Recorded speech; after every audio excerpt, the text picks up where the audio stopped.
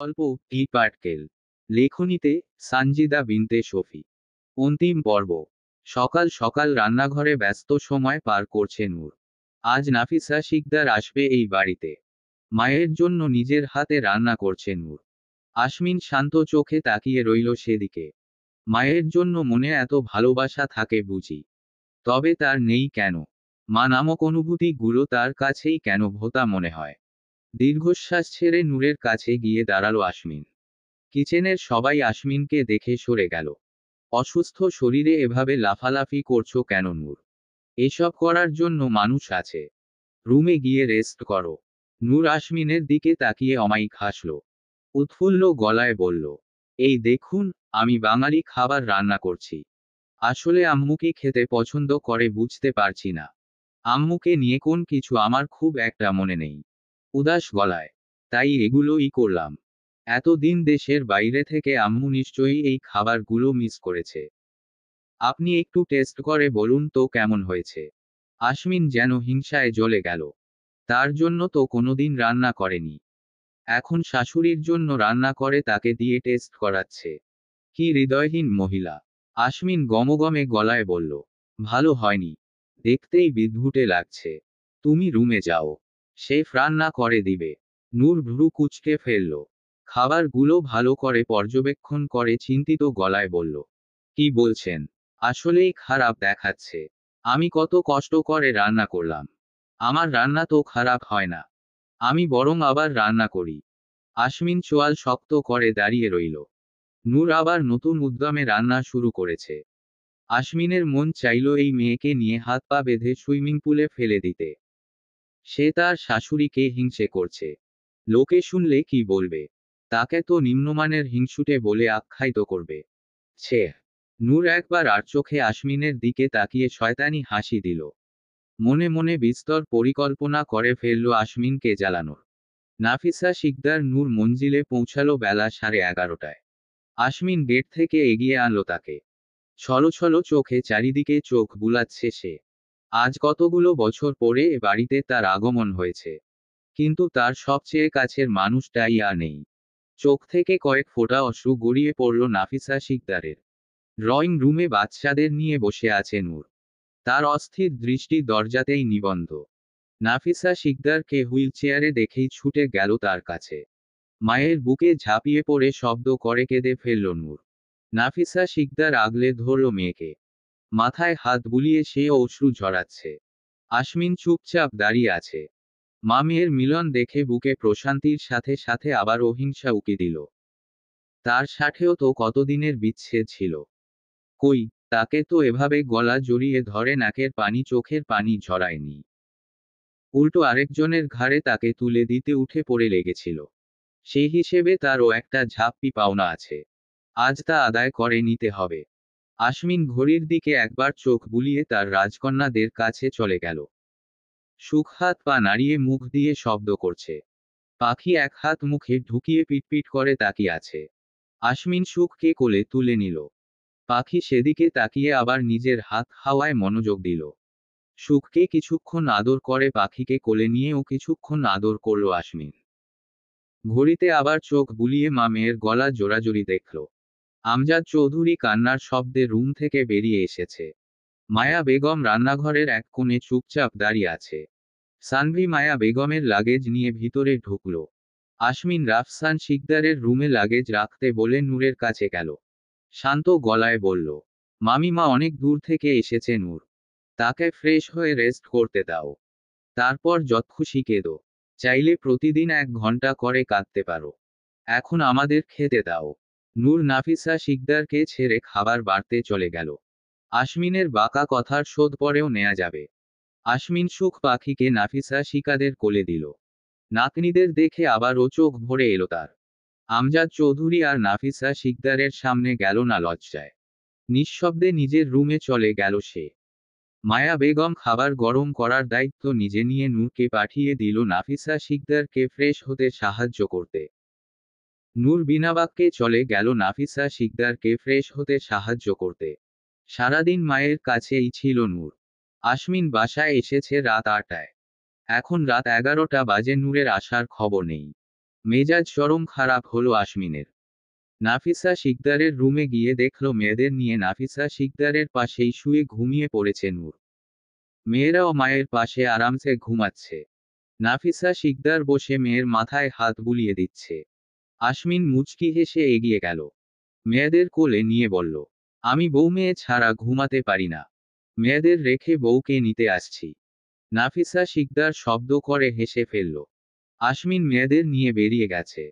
মেয়েদের রেখে নূরকেও নিয়ে এলো রুমে। নাফিসা শিকদার হাসলেন। মেয়ে তার আশমিনের সাথে সুখেই আছে। নির্বাচন নিয়ে ভীষণ ব্যস্ত আশমিন। দ্বিতীয়বারের মতো নির্বাচনে অংশগ্রহণ করছে আশমিন। গতবার রাফসান শিকদার তার মাথার উপর ছায়ার মতো ছিল। কোন ঝড় ঝাপটা তাকে স্পর্শ করতে পারেনি। কিন্তু এবার সেই বৃক্ষের ছায়া তার মাথার উপর নেই। সবকিছু সামলে হিমশিম খাওয়ার অবস্থা। কিছু দিন যাবৎ পদ ছেড়ে দেওয়ার জন্য হুমকি আসছে। দলের উচ্চপদস্থ নেতারা আশ্বস্ত করলেও কোথাও একটা কিন্তু থেকে যায়। রাজনীতিতে হাত নোংরা হবে, এটা স্বাভাবিক। আশমিন এর শেষ দেখে ছাড়বে। মিটিং মিছিল নিয়ে ব্যস্ত থাকায় নূর আর মেয়েদের সময় দিতে পারছে না ঠিক মতো। সকালে বাসার থেকে বের হলে একেবারে মধ্যরাতে ফিরতে হয়। নূরকে নিয়ে কিছুটা চিন্তিত সে। লুবানার চোখের অপারেশনের জন্য তাকে কানাডা পাঠানো হয়েছে। অফিস সামলে আবার নূরের দিকে ঠিক করে সময় দিতে পারছে না। আসিয়ানকে বিশ্বাস করে উঠতে পারছে না আশমিন। তাই তাকে এসবে জড়ানো ঠিক মনে করছে না। কয়েকদিন হলো নূর অফিসে যাওয়া শুরু করেছে। মরার উপর খাড়ার ঘা হয়ে আবিষ্কার হয়েছে তানভীর। নূরের চারিদিকে মৌমাছির মতো ঘুরঘুর করতে থাকে। নির্বাচনের ঝামেলাটা মিটে গেলেই মৌমাছির পাখনা ভেঙে দিবে সে। আশমিনের বাসায় এলো রাত 2:30টায়। নূর তখনও জেগে। মেয়েদের নিয়ে এদিক সেদিকে হাঁটাহাঁটি করছে। একজনকে ঘুম পাড়ালে আরেকজন জেগে যায়। আকিকা দিয়ে মেয়েদের নাম রেখেছে আশমিন। একজনের নাম নুরাইসা জাইন চৌধুরী শখ। আরেকজনের নাম নুবাইতা জাইন চৌধুরী পাখি। অবশেষে নূরের পছন্দ করা নামই তাকে রাখতে হয়েছে। সে অমনে মনে ষড়যন্ত্র করে রেখেছে। যতদিন নিজের পছন্দ মতো নাম সে রাখতে পারবে না ততদিন সে বাবা হওয়ার প্রসেস বন্ধ করবে না। এতে বাংলাদেশের জনসংখ্যা বেড়ে চায়নার সমান হয়ে যাক, তাতে কিছু যায় আসে না। দেশের একজন গণ্যমান্য মন্ত্রী হয়ে তার এমন ভাবনা যথেষ্ট লজ্জাজনক। কিন্তু তারই বা কি করার আছে। বউকে বাগে আনার এই একটাই রাস্তা। আশমিন ক্লান্ত পায়ে ওয়াশরুমে চলে গেল ফ্রেশ হতে। আজ সারাদিন পেটে বিশেষ কিছু পড়েনি। ব্যস্ততার দরুন খাওয়া দাওয়া হচ্ছে না ঠিক মতো। মেয়েকে দোলনায় শুয়ে আশমিনের দিকে তাকিয়ে নিজেই নূর গেল খাবার গরম করতে। বলিষ্ঠ শরীরে শুভ্র পাঞ্জাবি জড়িয়ে নিজেকে পরিপাটি করছে আশমিন। পাঞ্জাবির উপর কটি পরে শেষবারের মতো নিজেকে দেখে নিল সে। আজ নির্বাচন। সারাদিন ব্যস্ত থাকবে সে। ড্রেসিং টেবিলে থেকে চোখ সরিয়ে মেয়েদের দিকে তাকালো আশমিন। সুখ পাখি তার দিকে তাকিয়ে মুখ দিয়ে অদ্ভুত শব্দ করছে। আশমিন হালকা হাসল। মেয়েদের কাছে গিয়ে তাদের কপালে চুমু খেয়ে কোলে তুলে নিল। দুই মেয়েই বাবার কোলে উঠে বুকে মাথা মিলিয়ে চুপটি করে আছে। আশমিন তাদের মন ভরে আদর করে মায়া মায়া নজরে তাকালো। মেয়ে দুটোকে দেখলে তার বুকটা প্রশান্তিতে ভরে যায়।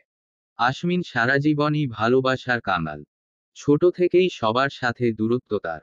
মায়ের ভালোবাসা আর এই জীবনে পাওয়া হবে না। এখন তার একমাত্র ভালো থাকার উপায় এই রাজকন্যারা। আজকাল নূরকে বুঝতে পারে না আশমিন। নূরের ভালোবাসার গভীরতা বোঝার ক্ষমতা হয়তো তার হয়নি। কিন্তু নূরের নির্লিপ্ততা ভীষণ কষ্ট দেয় আশমিনকে। তার ভালোবাসায় তো কোন কমতি নেই। তবে কেন এত অবহেলা?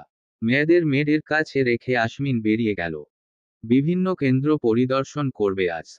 নূর নিজ হাতে রান্না করছে আশমিনের জন্য। আশমিনের জন্য আজ গুরুত্বপূর্ণ একটি দিন।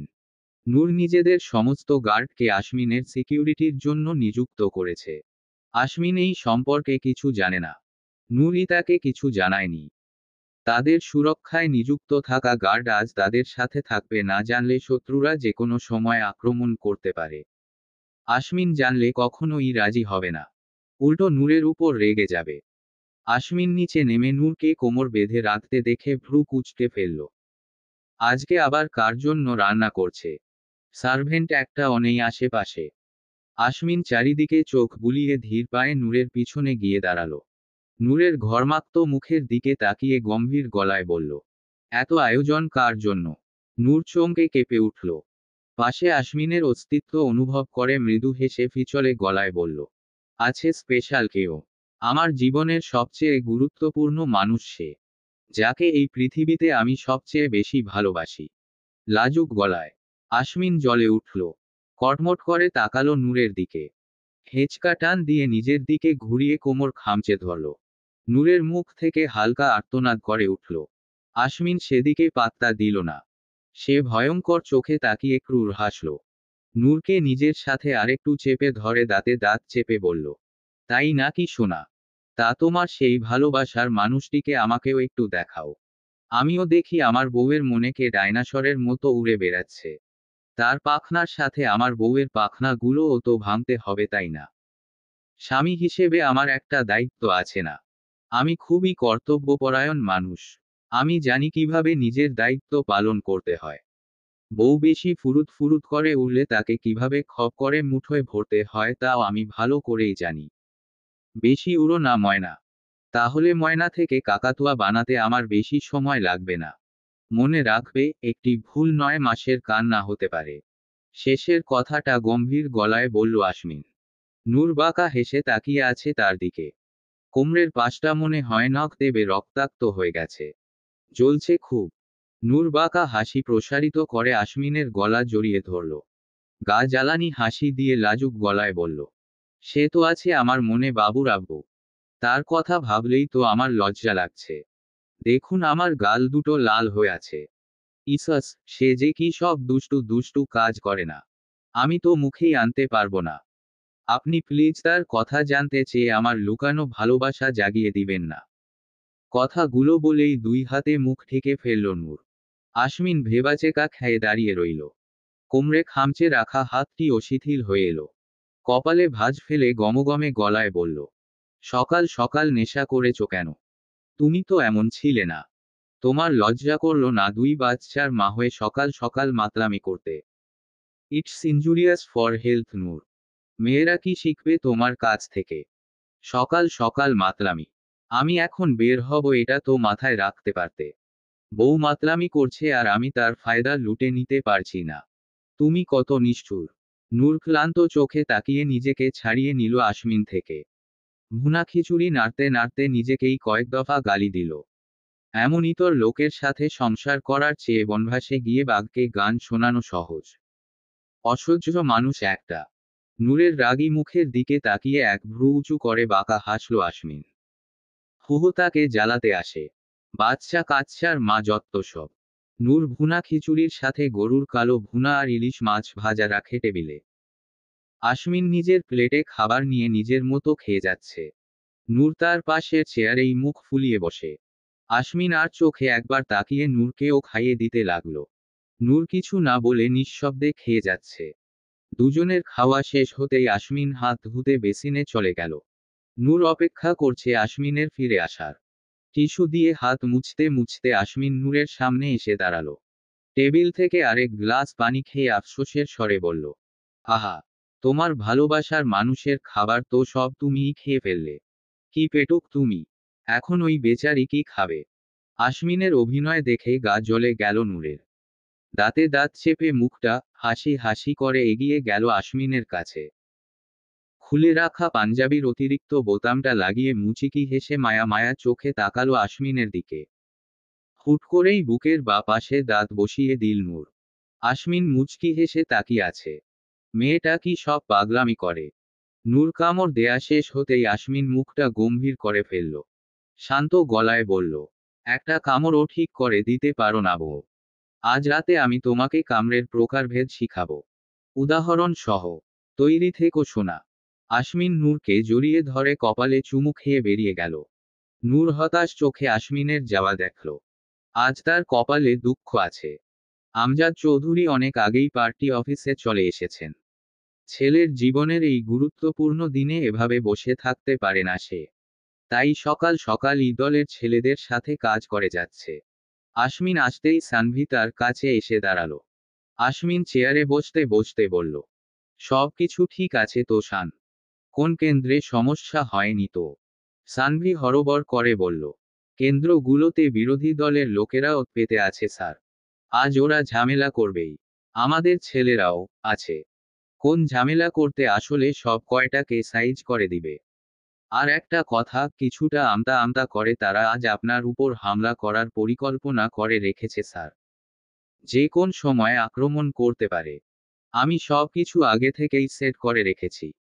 আমাদের যে কেন্দ্র থেকে পরিদর্শন শুরু করার কথা আমরা তা না করে দূরের কেন্দ্রগুলো থেকেই শুরু করব। এটা আমি ছাড়া আর কেউ জানে না স্যার। আমরা এখনই বের হব। অমি আছে ওখানে। বাহাদুর আমাদের সাথে থাকছে। আশমিন মনোযোগ দিয়ে শুনল। আজ কোন রিস্ক নেওয়া যাবে না। একবার ক্ষমতা হাতে চলে এলে তখন সব কয়টাকে বাদর নাচ করানো যাবে। আশমিন আমজাদ চৌধুরীর সাথে দেখা করে তাকে অফিসেই থাকতে বলল। কিছু কথা বুঝিয়ে দিয়ে বেরিয়ে পারল সানভীর সাথে।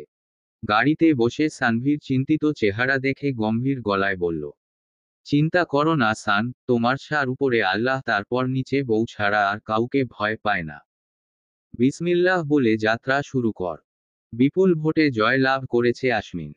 সারাদিন অনেক ব্যস্ত ছিল সে। কয়েকটি কেন্দ্রে গন্ডগোল হয়েছে। দলের প্রায় 20 জন মানুষ আহত হয়েছে।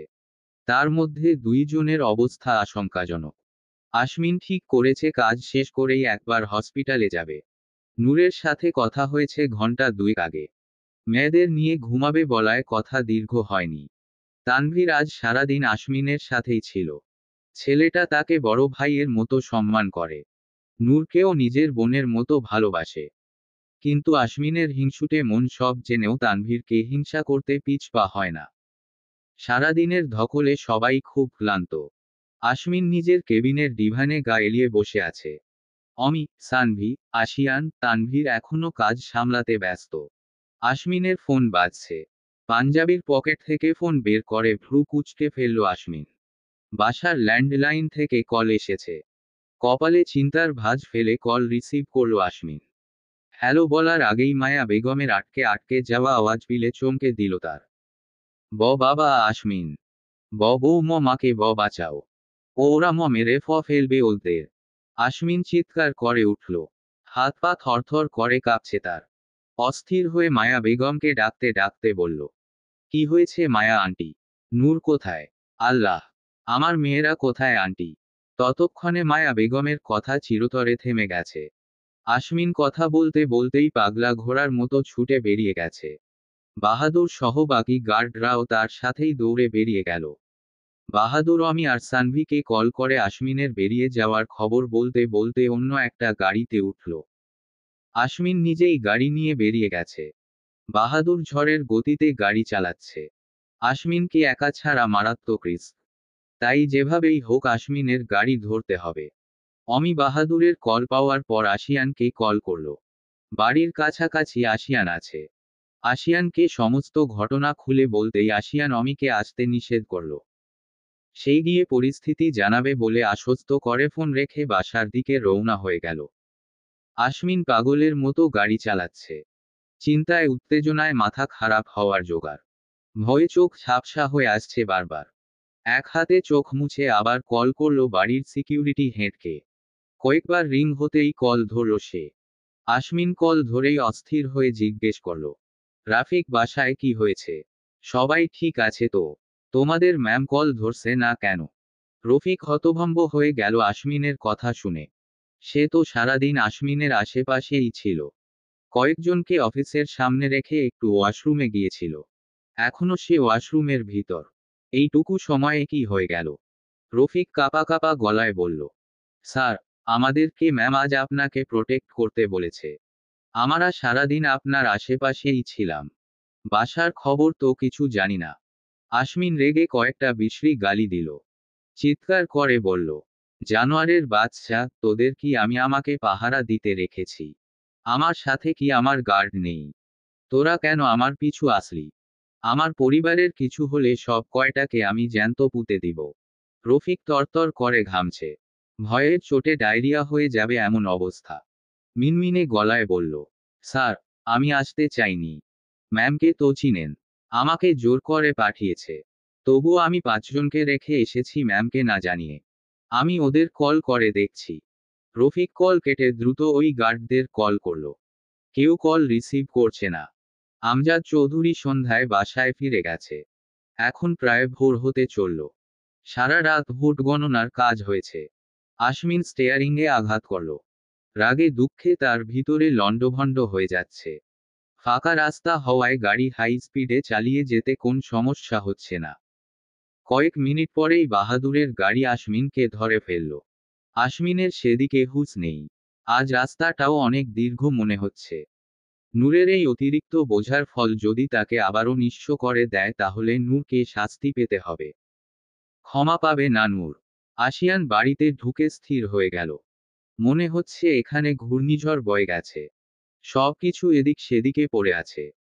ভাঙা কাঁচ মারিয়ে একটু সামনে এগুতেই মায়া বেগমের রক্তাক্ত দেহ পড়ে থাকতে দেখল আশিয়ান। কাপা কাপা পায়ে সামনে এগিয়ে বুঝতে পারল মায়া বেগম আর বেঁচে নেই। তাকে মারাত্মকভাবে আঘাত করা হয়েছে। কপালের দিকটা থেতলে গেছে। পেটে ছুরি দিয়ে আঘাত করা হয়েছে। চারিদিকে রক্ত ছড়িয়ে ছিটিয়ে আছে। আশিয়ান কাঁপছে। এই হাতে কত মানুষ মেরেছে। অথচ আজ মায়া বেগমের নাকের সামনে হাত নিতে তার হাত কাঁপছে। ঝাপসা চোখে চারিদিকে চোখ বুলিয়ে মায়া বেগমের নিঃশ্বাস পড়ছে কিনা চেক করল আশিয়ান। তার ধারণা সত্যি হয়ে গেল।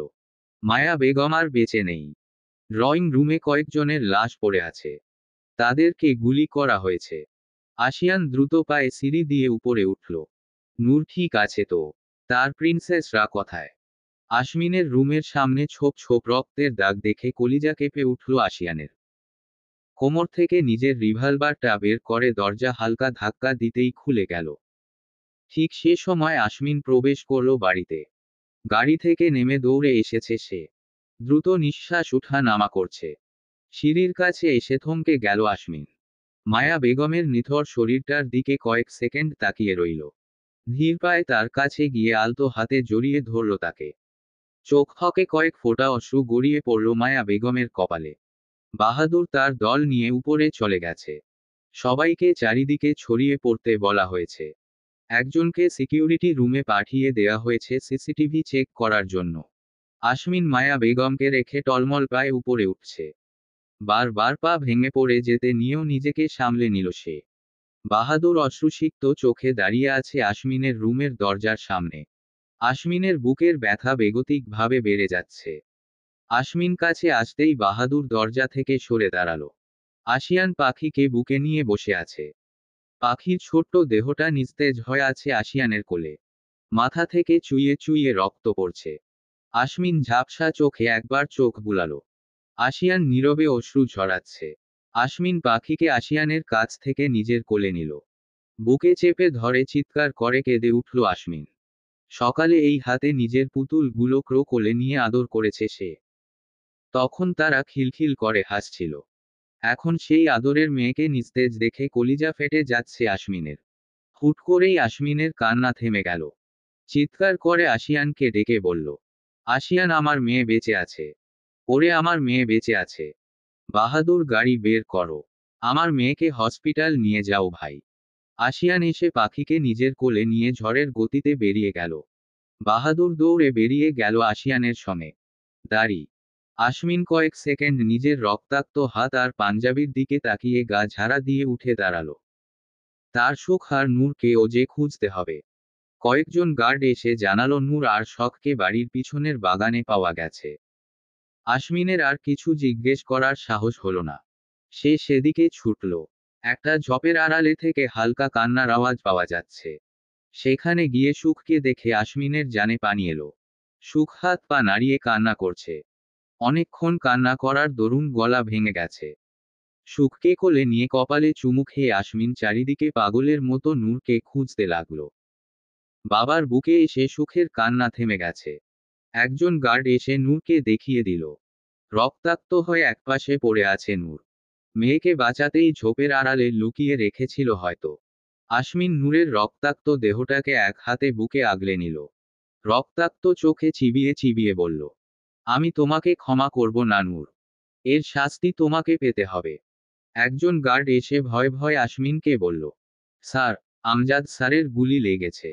ম্যামের অবস্থাও ভালো নয়। প্লিজ স্যার, তাড়াতাড়ি হসপিটাল নিয়ে চলুন।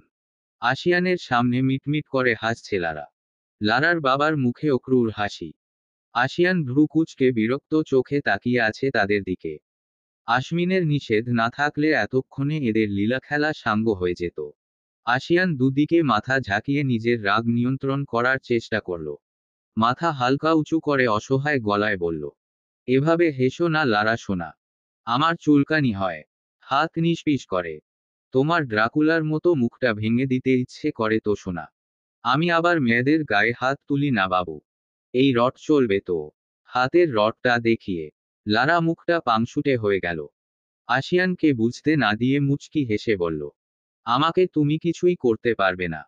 আমাদের গায়ে একটা টোকা লাগলেও তোমার সৎ মায়ের মাথা ঝাঁঝরা করে দিবে। আশিয়ান অলস হাই তুলল। এই মুহূর্তে রাগের মাত্রা তার আকাশসম।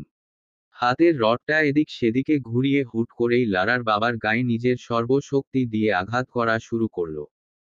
আচমকা আক্রমণে লারার বাবা দিশা হারিয়ে ফেলল। কয়েক সেকেন্ড পর আর্তনাদ করে উঠল সে। লারা হতভম্ব হয়ে তাকিয়ে রইল আশিয়ানের দিকে। হুঁশ ফিরতেই সে চিৎকার করে আশিয়ানকে থামতে বলল। হুমকি দিয়ে বলল, পাপাকে ছেড়ে দাও আশিয়ান। কেন নিজের ধ্বংস ডেকে আনছো? কাদের সাথে লাগতে যাচ্ছ সে ধ্যান আছে? ওরা তোমাকে শেষ করে দিবে। আমাদের সাথে হাত মেলাও। নিজের প্রতিশোধও নিতে পারবে। সমস্ত সম্পত্তিও তোমার হয়ে যাবে। আশিয়ান থেমে গেল। হাঁপাতে হাঁপাতে ঘাড় বাঁকা করে লারার দিকে তাকালো। লারা ভয়ার্ত চোখে তাকিয়ে আছে আশিয়ানের দিকে। হাত পা থরথর করে কাঁপছে। আশিয়ান লারার ঘামে ভিজে যাওয়া মুখের দিকে তাকিয়ে ক্রুর হাসল। রডটা নিচে ফেলে আহ্লাদি গলায় বলল, ভয় পেও না সোনা। আমি ভালো ছেলে। তোমার কথা শুনে একটু হাত চালাতে ইচ্ছে হয়েছিল। আমি কিন্তু বেশি জোরে মারিনি। কিছুক্ষণ জোরে শ্বাস নিয়ে দাঁতে দাঁত চেপে বলল, তোমার আমাকে ভিখারি মনে হয় বাবু। আমাকে চেনো না। হু। আমি কাউকে ভয় পাই। আল্লাহ ছাড়া আর কে আছে আমাকে ধ্বংস করার? আর বাকি রইল মিসেস শিকদারের কথা, তাকে নিয়ে আমার কোন মাথা ব্যথা নেই। মরল কি বাঁচলো আই ডোন্ট কেয়ার। কিন্তু তোমাদের কি হবে জান? আমি তো তোমাদের ছোট ছোট পিস করব। তখন তোমাদের কে বাঁচাবে সোনা? এর চেয়ে ভালো তাদের ঠিকানাটা আমাকে দিয়ে দাও বাবু। ঠোঁট উঁচু করে চুমু দেখিয়ে। লারা ভয়ার্ত চোখে তাকিয়ে রইল আশিয়ানের দিকে। তার বাবার অবস্থা করুন। মনে হয় না বেশিক্ষণ বেঁচে থাকবে। আশিয়ান লারাকে চুপ থাকতে দেখে আফসোসের স্বরে বলল, ভাইয়ের হাতের আদর খেতে চাইছো বুঝি? আহা সোনা, আমি ও কিন্তু কম আদর করতে জানি না। টেস্ট করতে চাও? আশমিন আইসিইউর সামনে দাঁড়িয়ে আছে। সুখকে সামলানো মুশকিল হয়ে পড়েছে তাদের জন্য। মায়া বেগম থাকলে অবশ্য সুখকে সামলাতে পারত। আশমিনের বুক ভার হয়ে এলো মায়া বেগমের কথা মনে হতেই। এই মানুষটাকে সে অকারণেই ভালোবাসে। মানুষটাও তাকে আগলে রেখেছিল নিজের ছেলের মতো। আজ সেই মানুষটাই নেই। সুখকে লুবানা সামলাচ্ছে। আজ সকালে সে কানাডা থেকে ফিরেছে। আরও কিছুদিন থাকার কথা ছিল। কিন্তু এই পরিস্থিতিতে সে কোনভাবেই দূরে থাকতে পারেনি। লুবানা তাদের জন্য বরাদ্দকৃত কেবিনে গিয়ে বসল। আশমিন নূরের কেবিনের সামনে এখনো দাঁড়িয়ে। আমজাদ চৌধুরী এখন মোটামুটি সুস্থ। তাকে নর্মাল কেবিনে শিফট করা হয়েছে। কিন্তু নূরের অবস্থার কোন উন্নতি হয়নি। আশমিন নূরের জ্ঞান ফেরার অপেক্ষায় আছে। লারার সাথে কথা বলা আর না বলা সমান সে জানে। উপরমহলের কারোর হাত আছে এতে সে নিশ্চিত। তারা মাফিয়াদের ব্যবহার করেছে তারা। তার জালে সবগুলো আটকে। শুধু জাল গুটিয়ে আনার অপেক্ষা। ততক্ষণ তারা নিজেদের মুক্ত ভেবে সাঁতার কাটতে থাকুক। এখন পরিবার থেকে এক মুহূর্ত ও দূরে থাকা সম্ভব নয়। সব সময় সে এখানেই থাকবে। তার আপন মানুষগুলো চোখের সামনে রাখবে সব সময়। হাসপাতালে নিরাপত্তার জন্য সর্বত্র র্যাব আর ডিবি সদস্যদের মোতায়েন করা হয়েছে। তবে আশমিন কাউকে ভরসা করছে না। সর্ষের মধ্যেই ভূত আছে। তাই হাসপাতাল থেকে এক পাও নড়ছে না সে। পরিবারই যদি না থাকে প্রতিশোধ নিয়ে কি হবে?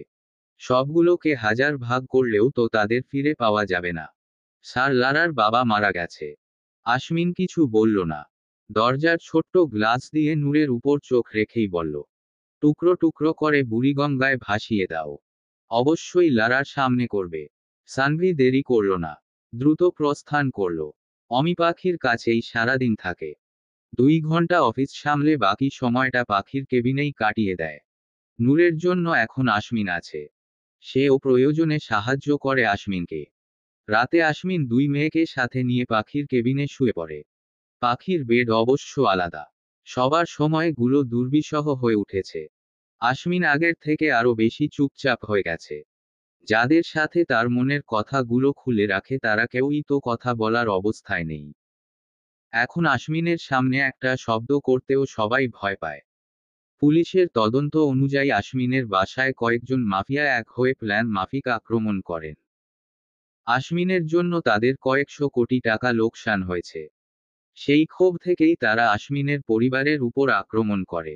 সিকিউরিটিতে থাকা কয়েকজন পুলিশকে হাত করে বাড়ির ভিতরে ঢুকে তারা। জড়িত থাকা পুলিশ সদস্যরা বাকিদের খাবারের সাথে বিষ দিয়ে মেরে ফেলে। কয়েকজন বাঁচলেও সবাই বাঁচতে পারেনি। ওই নারী চক্রকে গ্রেফতার করা হয়েছে। পুলিশের রিপোর্ট শুনে আশমিন কিছু বলল না। ইশারায় তাদের বেরিয়ে যেতে বলল। অমি ক্লান্ত গলায় বলল, ওদের পুলিশ কাস্টাডিতে রাখা যাবে না স্যার। কামিনী ম্যামের বিষয়টা তাহলে সামনে চলে আসতে পারে। আশমিন চুপ করে চোখ বন্ধ করে রইল। এর মধ্যেই একজন নার্স হন্তদন্ত হয়ে এসে বলল, স্যার, ম্যামের জ্ঞান ফিরেছে। আশমিন দ্রুত পায়ে চলে গেল নূরের কেবিনে। নূর চোখ পিটপিট করে তাকিয়ে আছে। কয়েকদিনে পুতুলের মতো মুখটা কেমন কালো হয়ে গেছে। কেউ দেখলে বলবে না এই মেয়েটা দুধের মতো ফর্সা। আশমিন নিচু হয়ে নূরের কপালে চুমু খেল। নূরের চোখের দিকে তাকিয়ে আশ্বস্ত গলায় বলল, আমাদের মেয়েরা ঠিক আছে। এখন শুধু তুমি ঠিক হয়ে যাও। আমি তোমার চিন্তায় শুকিয়ে যাচ্ছি গো। নূর ঠোঁট হালকা বাঁকা করে ফেলল। কপালে ভাঁজ ফেলে পুনরায় চোখ বুজে রইল। শরীর ব্যথায় অবশ হওয়ার জোগাড়। কথা বলার অবস্থায় নেই। না হলে দু কথা শুনিয়ে দিত। আশমিন একটা চেয়ার টেনে নূরের হাত ধরে বসে পড়ল। পরপর কয়েকটা চুমু খেয়ে নূরের হাতটা নিজের গালে লাগিয়ে বসে রইল। নূর কোমল স্বরে। নূর নিজের চোখ দুটো টেনে খুলে আশমিনের দিকে তাকালো। আশমিন শান্ত চোখে তাকিয়ে আছে নূরের দিকে। আমি খুব অভাবী নূর। একেবারে ভিখারির মতো অভাবী। আমার জীবনে ভালোবাসা, স্নেহ, যত্ন এগুলো করার মতো কখনোই কেউ ছিল না। আমি বড্ড লোভী জানো। আমার একটা পরিবারের বড় লোভ নূর। ভালোবাসার কাঙ্গাল আমি। আগে আমার কোন পরিবার ছিল না। এখন তোমরা আছো। তুমি আছো, আমার মেয়েরা আছে। তোমাদের ছাড়া আমি শূন্য বরাবর। আমার জন্য হলেও তাড়াতাড়ি সুস্থ হয়ে যাও। কষ্ট হবে, যন্ত্রণা হবে। তুমি মনের জোর হারিয়ে ফেলো না। আমি আছি তোমার পাশে। তুমি আমার ভালোবাসা, আমার স্বপ্ন, আমার বাবুদের আম্মু। আমার তোমাকে চাই। আমার বুকে চাই। খুব দ্রুত টুইন্স ছেলের বাবা হতে চাই। আমার প্রেম পেলে আমি কি করব বলো? তুমি ছাড়া কি আমার আর কেউ আছে? 2 সেকেন্ডের জন্য অক্সিজেন মাস্কটা খুলে একটা চুমু খাবো। রাগ করো না। নিঃশ্বাসটা একটু আটকে রাখো বৌ। আজ 8 দিন হয়ে গেছে চুমু খাই না। আশমিন সত্যি সত্যি অক্সিজেন মাস্ক খুলে নূরের ঠোঁটে চুমু খেল। নূর হতভম্ব হয়ে তাকিয়ে রইল আশমিনের দিকে। আশমিন সেদিকে পাত্তা না দিয়ে মাস্কটা আবার ঠিকঠাক লাগিয়ে দিল। নূরের কপালে চুমু খেয়ে মুচকি হেসে বলল, চিন্তা করো না। তুমি খুব তাড়াতাড়ি সুস্থ হয়ে যাবে ইনশাআল্লাহ। আমরা সবাই তোমার জন্য অপেক্ষা করছি। তোমার সুখ পাখি তোমার পথ চেয়ে বসে আছে নূর। সুস্থ হয়ে আমাদের কাছে ফিরে এসো। আমরা সবাই তোমার পাশে আছি। আশমিন কথা শেষ করে নূরের মাথায় হাত বুলিয়ে দিতেই একজন নার্স এসে নক করল। আশমন ভ্রু কুঁচকে তাকালো সেদিকে। নার্সটি কাঁচুমাচু করে বলল, স্যার ডক্টর চেক আপ করতে আসবে এখন। ম্যামকে ড্রেসিং করতে হবে। আশমিন অসহায় চোখে তাকালো নূরের দিকে।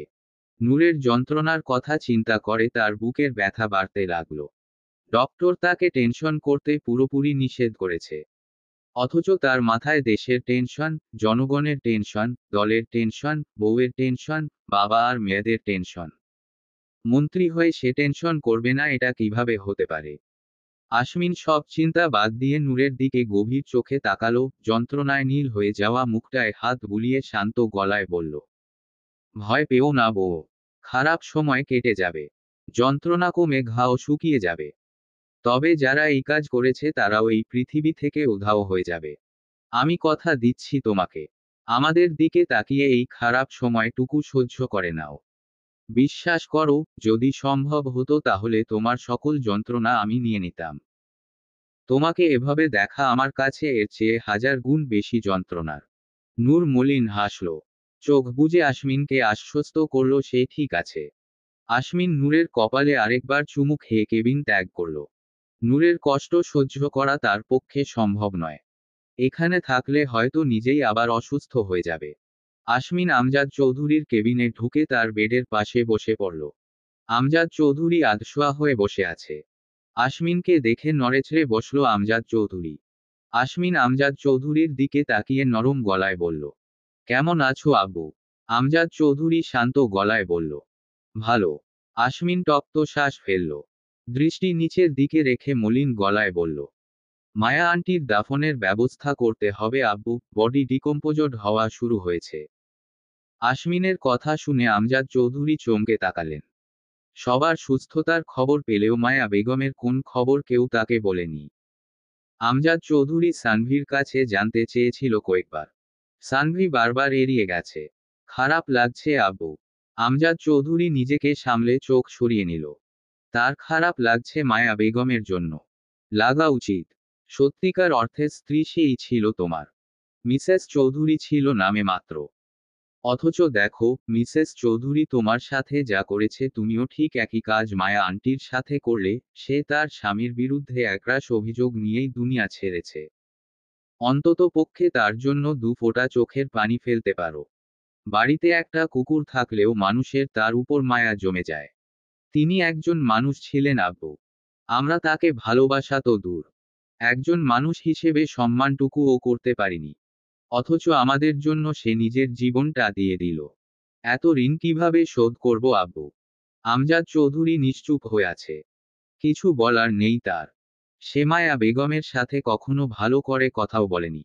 সব সময় তুচ্ছতাচ্ছিল্য করেছে। অথচ মায়া বেগম তার সব দায়িত্ব পালন করেছে। তার বোকার আগেই সবকিছু তার সামনে হাজির করেছে। অথচ তার পরিবর্তে সে বারবার তাকে অপমান করেছে। আশমিন আর কিছু বলল না। নিঃশব্দে বেরিয়ে গেল রুম থেকে। আশমিন বেরিয়ে যেতেই আমজাদ চৌধুরীর চোখ দিয়ে দু ফোঁটা পানি বেরিয়ে এলো। আশমিন অমিকে নিয়ে বেরিয়ে গেল আশিয়ানের আস্তানার দিকে। আশিয়ান নাফিসা শিকদারের খোঁজ পেয়েছে কাল। আজ আশমিন যাবে সেখানে। কোন রকম সিকিউরিটি ছাড়া সবার চোখের আড়ালে বেরিয়েছে আশমিন। যেখানে যাবে সেখানে সরকারি সিকিউরিটি নেয়া মানে শত্রুর কানে নিজ দায়িত্বে খবর পৌঁছে দেয়া।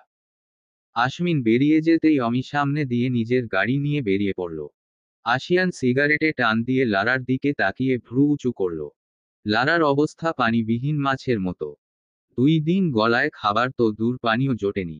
আশিয়ান সিগারেট নিচে ফেলে পা দোলাতে লাগল।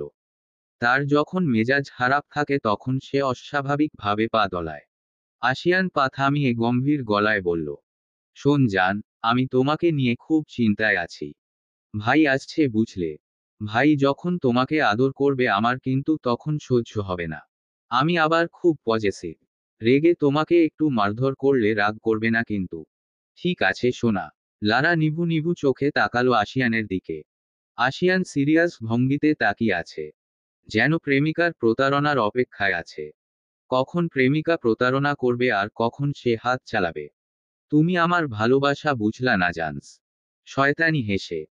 ঠিক আধ ঘন্টা পরে আশমিন এসে হাজির হলো দ্রুত পায়ে এসে সোজাসুজি লারার সামনে বসে পড়ল। লারার জ্ঞান নেই। আশমিন বিরক্ত হলো। হাঁক ডেকে সানভিকে ডাকল। সান, বেইবিকে তুলে দাও। কতদিন তার সুরেলা গলায় কথা শুনি না। শুনতে ইচ্ছে করছে তো। সানভি ক্লান্ত পায়ে পাশের রুম থেকে বেরিয়ে এলো। লারার বাবার লাশ গুম করে এখানেই থেকে গিয়েছে সে। আশিয়ানের বিশ্বাস নেই। কখন আবার লারাকেও মেরে দেয় ঠিক নেই। আশিয়ানকে তার সুস্থ মানুষ মনে হয় না। অনেকটা সাইকো ভাব আছে তার মধ্যে। সানভি ঢুলু ঢুলু পায়ে এক বালতি পানি এনে লারার দিকে ছুঁড়ে মারল। কয়েক সেকেন্ড পর লারা পিটপিট করে চোখ খুলল। লারা বেবি, এ কি অবস্থা তোমার? আহা, কি নির্দয় ওরা। তাই বলে এভাবে মারবে? গালের একপাশে তো এখনো দাগই পড়েনি ভালো করে। বলতে বলতেই ঠাটিয়ে এক চড় বসালো মহিলা গার্ড। আশমিন তার দিকে তাকিয়ে মুচকি হাসল। হাসি হাসি মুখ করে বলল, এজন্যই তোমাকে এত ভালো লাগে জেনি। না বলতেই সব বুঝে যাও। অমি নীরব দর্শকের ভূমিকা পালন করছে। আশিয়ান নিজের আধ খাওয়া কোল্ড ড্রিঙ্কের ক্যানটা এগিয়ে দিল। অমি সেদিকে একবার তাকিয়ে চোখ সরিয়ে নিল। চোখ লারার উপর স্থির রেখেই হাত বাড়িয়ে ক্যানটা নিল। লারার ঠোঁট ফেটে রক্ত বের হচ্ছে। আশমিন চোয়াল শক্ত করে তাকিয়ে আছে লারার দিকে। শুভ্র মুখ খানা লাল হতে শুরু করেছে। লারার অবস্থা প্রচণ্ড খারাপ। আশমিন 3 আঙুলের সাহায্যে লারার গাল চেপে ধরে দাঁতে দাঁত চেপে বলল, তোর সাথে আর কে ছিল? সোজা সাপটা জবাব দিবি। কোন হাঙ্কি পাঙ্কি না? না হলে তোকে জন্ত টুকরো টুকরো করব। Mind it. লারা শুধু ঠোঁট নেড়ে কয়েকজন পুলিশ আর স্বরাষ্ট্র প্রতিমন্ত্রী গোলাম ইশতিয়াকের নাম বলল। আশমিন লারার গাল ছেড়ে দিল। আশিয়ানের দিকে তাকিয়ে চিৎকার করে বলল, একে জন্ত পুঁতে দে। কার কলিজায় হাত দিয়েছে তা ওকে প্রতি মুহূর্তে বুঝিয়ে দিবি। আশিয়ান মাথা নাড়িয়ে সায় জানালো। সানভি আর অমি নিশ্চুপ দাঁড়িয়ে আছে। আশমিন সানভিকে আশিয়ানের সাথে থাকতে বলে অমিকে নিয়ে বেরিয়ে গেল। গাড়িতে বসে আগে ফুঁসছে আশমিন। সবগুলোকে নিজ হাতে কাফন পরাবে সে। অমির দিকে তাকিয়ে নিজের পরিকল্পনা ঠিকঠাক ভাবে বুঝিয়ে দিল আশমিন। অমি সহজ গলায় বলল, তারা সবাই খুব বড় মাপের মানুষ স্যার। ঝামেলা হতে পারে। আপনি এখনো শপথ গ্রহণ করেননি। একটু অপেক্ষা করা যেত না? না অমি, শত্রুকে বাঁচিয়ে রাখতে নেই। সুযোগ পেলেই ছোবল মারতে আসবে। এবার না হয় তাদের বিনাশ হোক। প্রশ্ন যখন পরিবারের আশমিন জাইন চৌধুরী তখন ক্ষমতার ধার ধারে না। হসপিটালে এসে সবার আগে মর্গে গেল আশমিন।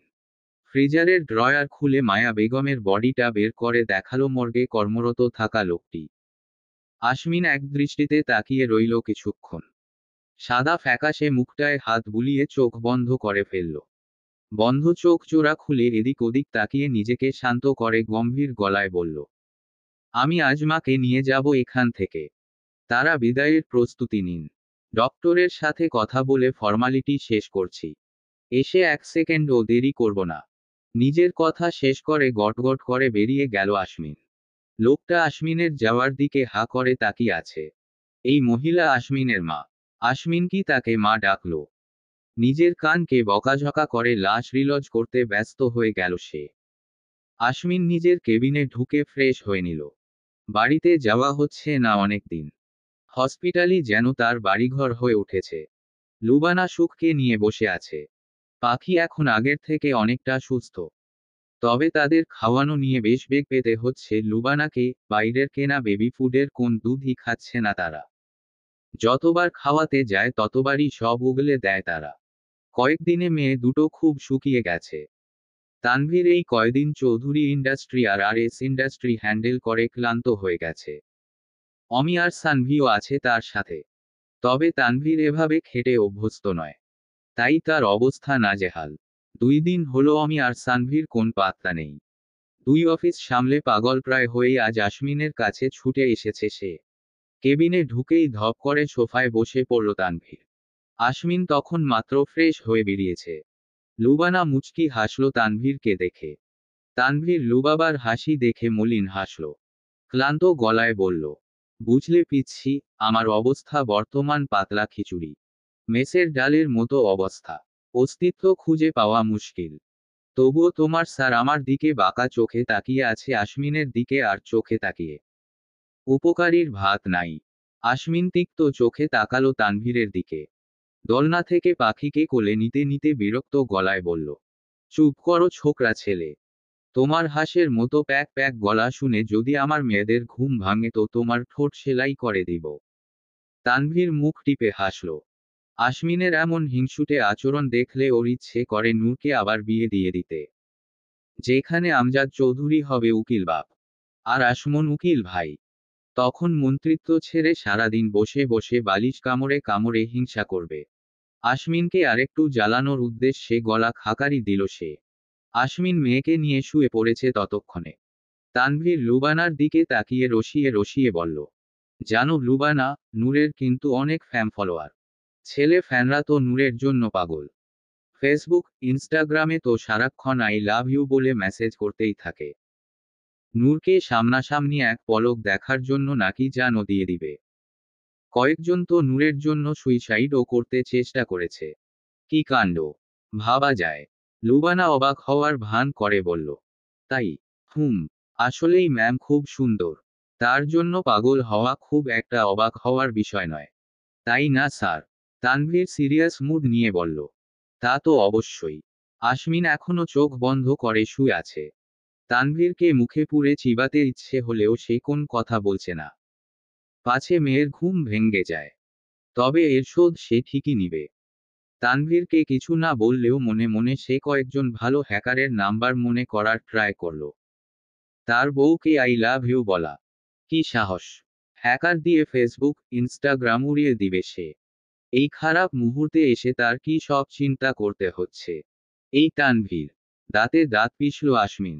ছারপোকা স্বভাবের ছেলে একটা। লুবানা, সুখকে আমার কাছে দাও। আশমিনের এক হাতে পাখিকে নিয়ে শুয়ে আছে। লুবানা আরেক হায়ে সুখকে শুইয়ে দিল। কিছু প্রয়োজন হলে ডাকবেন স্যার। লুবানা বেরিয়ে গেল কেবিন থেকে। আশমিন মেয়েদের বুকে চেপে শুয়ে রইল। তার বুকটা খুব অশান্ত হয়ে আছে। মেয়েদের বুকে নিলে শান্তি লাগে। আশিয়ান লারার দিকে অসহায় চোখে তাকিয়ে আছে। লারার অবস্থা নাজেহাল। নিজের পায়ে দাঁড়ানোর অবস্থায় নেই সে। জেনি তার এক বাহু চেপে ধরে দাঁড়িয়ে আছে। সানভি বিরস মুখে তাকিয়ে গর্ত খোঁড়া দেখছে। তার এসব ভালো লাগে না। কষ্ট হয়। তবুও দেখতে হয়। কারণ তার বশ নির্দয়। আশিয়ান মুখটা কাদো কাদো করে বলল, তোমাকে নিজের ভালোবাসা দেখাতে পারলাম না সোনা। তাই নিজের হাতে তোমাকে দাফন করছি। মরে গেলে তো দেখবে না। তাই তোমায় দাঁড় করিয়ে করছি। নিজ চোখে আমার ভালোবাসা দেখে রাখো। পরে আবার আমাকে বেঈমান বলতে পারবে না। আচ্ছা, গর্তটা কি আরেকটু বড় করব? চিন্তিত গলায়। তাহলে তোমার ছটফট করতে সুবিধা হতো। সানভি হতাশ চোখে তাকালো আশিয়ানের দিকে। লারার নিভু নিভু চোখে ভয় দেখে লাজুক হাসল আশিয়ান।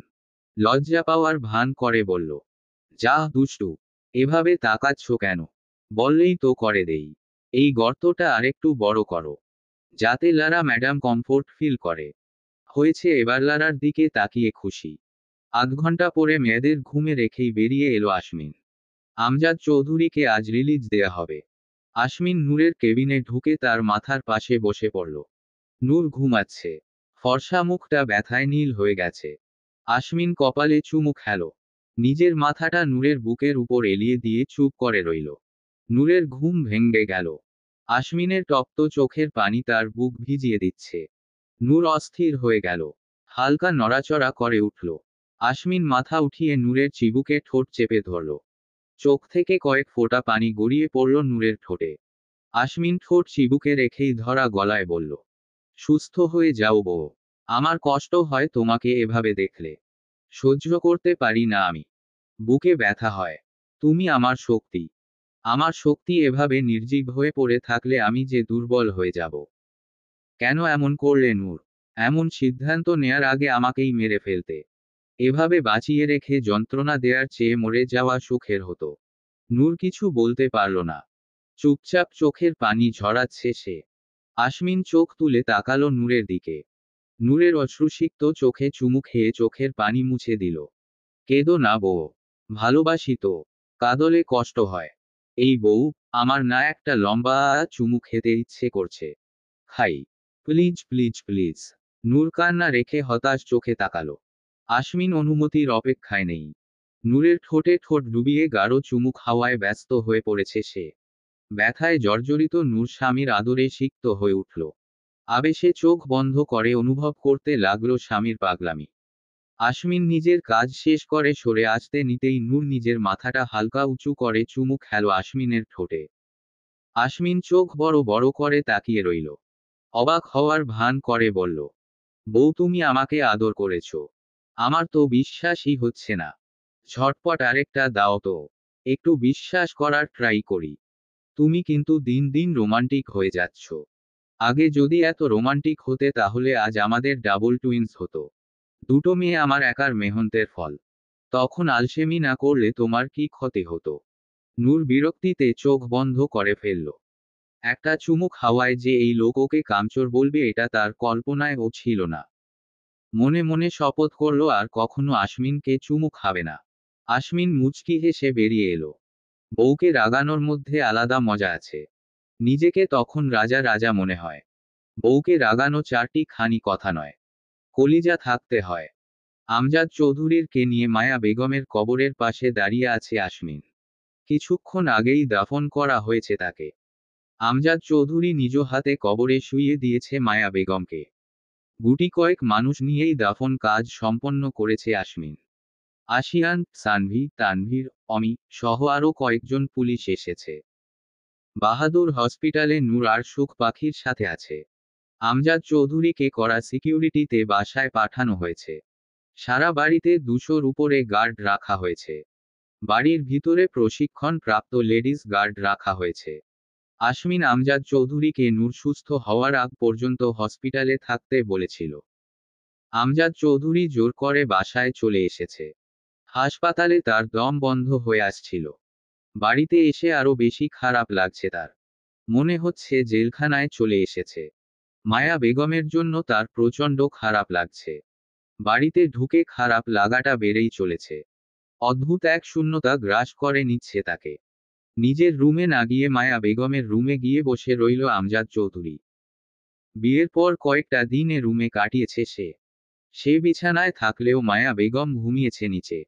তারপর তো রুম আলাদা করে ফেলল। একজনের প্রেমে অন্ধ হয়ে আরেকজনের ভালোবাসাকে উপেক্ষা করে গিয়েছে। দিন শেষে মায়া বেগমের মতো সেও আজ শূন্য। গভীর রাত। আশমিন স্বরাষ্ট্র প্রতিমন্ত্রী গোলাম ইশতিয়াকের বেডরুমে তার পাশেই মাথার নিচে 2 হাত দিয়ে শুয়ে আছে। গত 2 দিনে খুব কৌশলে গোলাম ইশতিয়াকের সমস্ত সিকিউরিটি বদলে দিয়েছে আশমিন। আজ তার বাসভবনের সমস্ত সিকিউরিটি আশমিনের লোক। ইশতিয়াকের নাক ডাকার ভুসভুস শব্দে বিরক্তিতে মুখ কুঁচকে ফেলল আশমিন। কপাল কুঁচকে চকচকে সিলিংয়ের দিকে তাকিয়ে বিরক্ত গলায় বলল, ওর মুখটা বেঁধে ফেলো সান।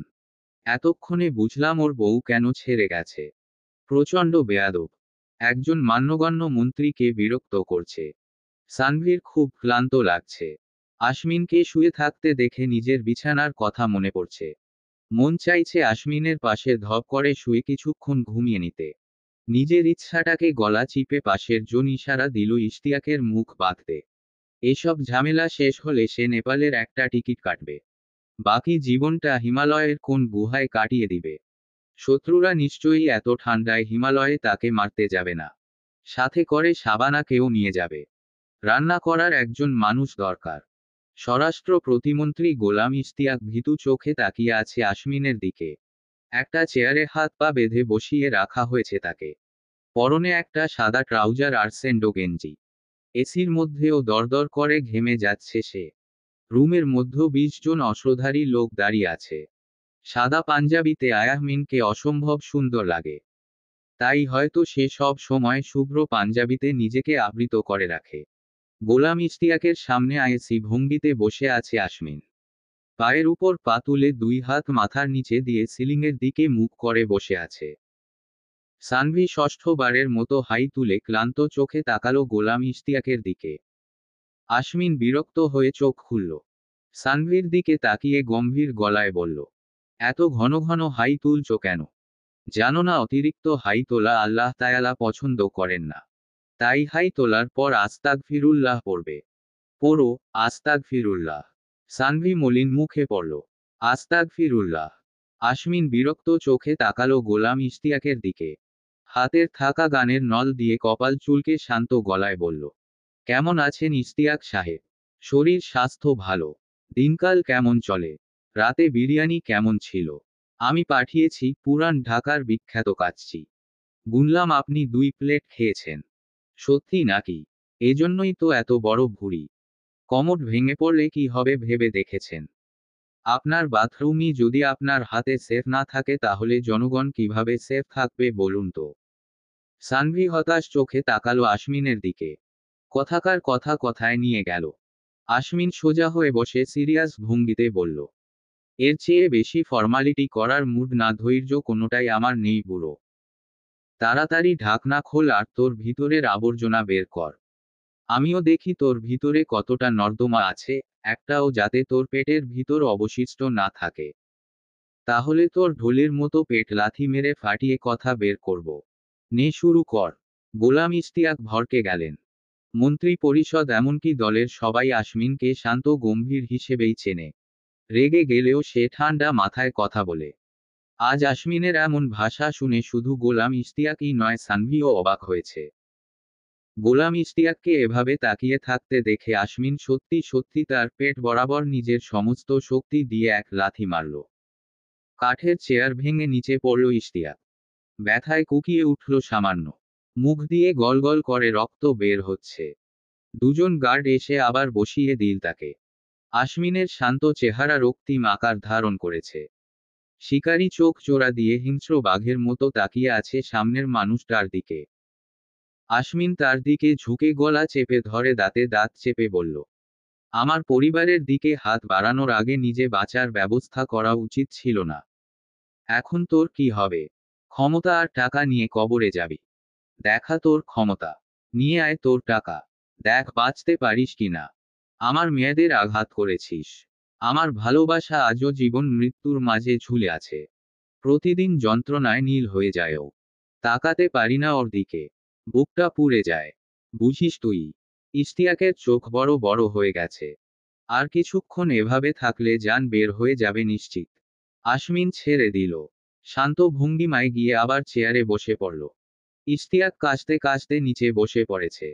সানভি তার দিকে এক গ্লাস পানি এগিয়ে দিল। পানি পেতেই ঢকঢক করে খেয়ে নিল সে। আশমিন এখনো নীরব চোখে তাকিয়ে আছে। ইশতিয়াক সেদিকে তাকিয়ে কাপা কাপা গলায় বলল, মিসেস চৌধুরীর সাথে আমার ডিল হয়েছিল। তার জোগাড় করা মেয়েগুলোকে পাচার করতে সাহায্য করলে আমাকে মোটা অঙ্কের একটা কমিশন দেয়া হবে। গত 5 বছর যাবত আমি তাকে সাহায্য করছিলাম। কিন্তু এর মধ্যেই আপনি সবকিছু জেনে ফেললেন। লাস্টবার যখন মেয়েগুলোকে উদ্ধার করলেন তখন আমাদের অনেক লস হয়েছিল। বিদেশি পার্টি থেকে কোটি কোটি টাকা নেওয়া হয়েছিল। তাই মেয়ে দিতে না পারায় তারা খুব চাপ দিচ্ছিল। মিসেস চৌধুরীকে না পেয়ে সেই টাকা তারা আমার কাছ থেকে নিয়েছে। দিতে অস্বীকার করেছিলাম। এতে তারা আমার মেয়েটাকে মেরে ফেলল। তাই বাধ্য হয়েই দিতে হলো। না হলে আমার ছেলেটাকেও মেরে ফেলতো। টাকা আর মেয়ে হারিয়ে আমি পাগল হয়ে গিয়েছিলাম।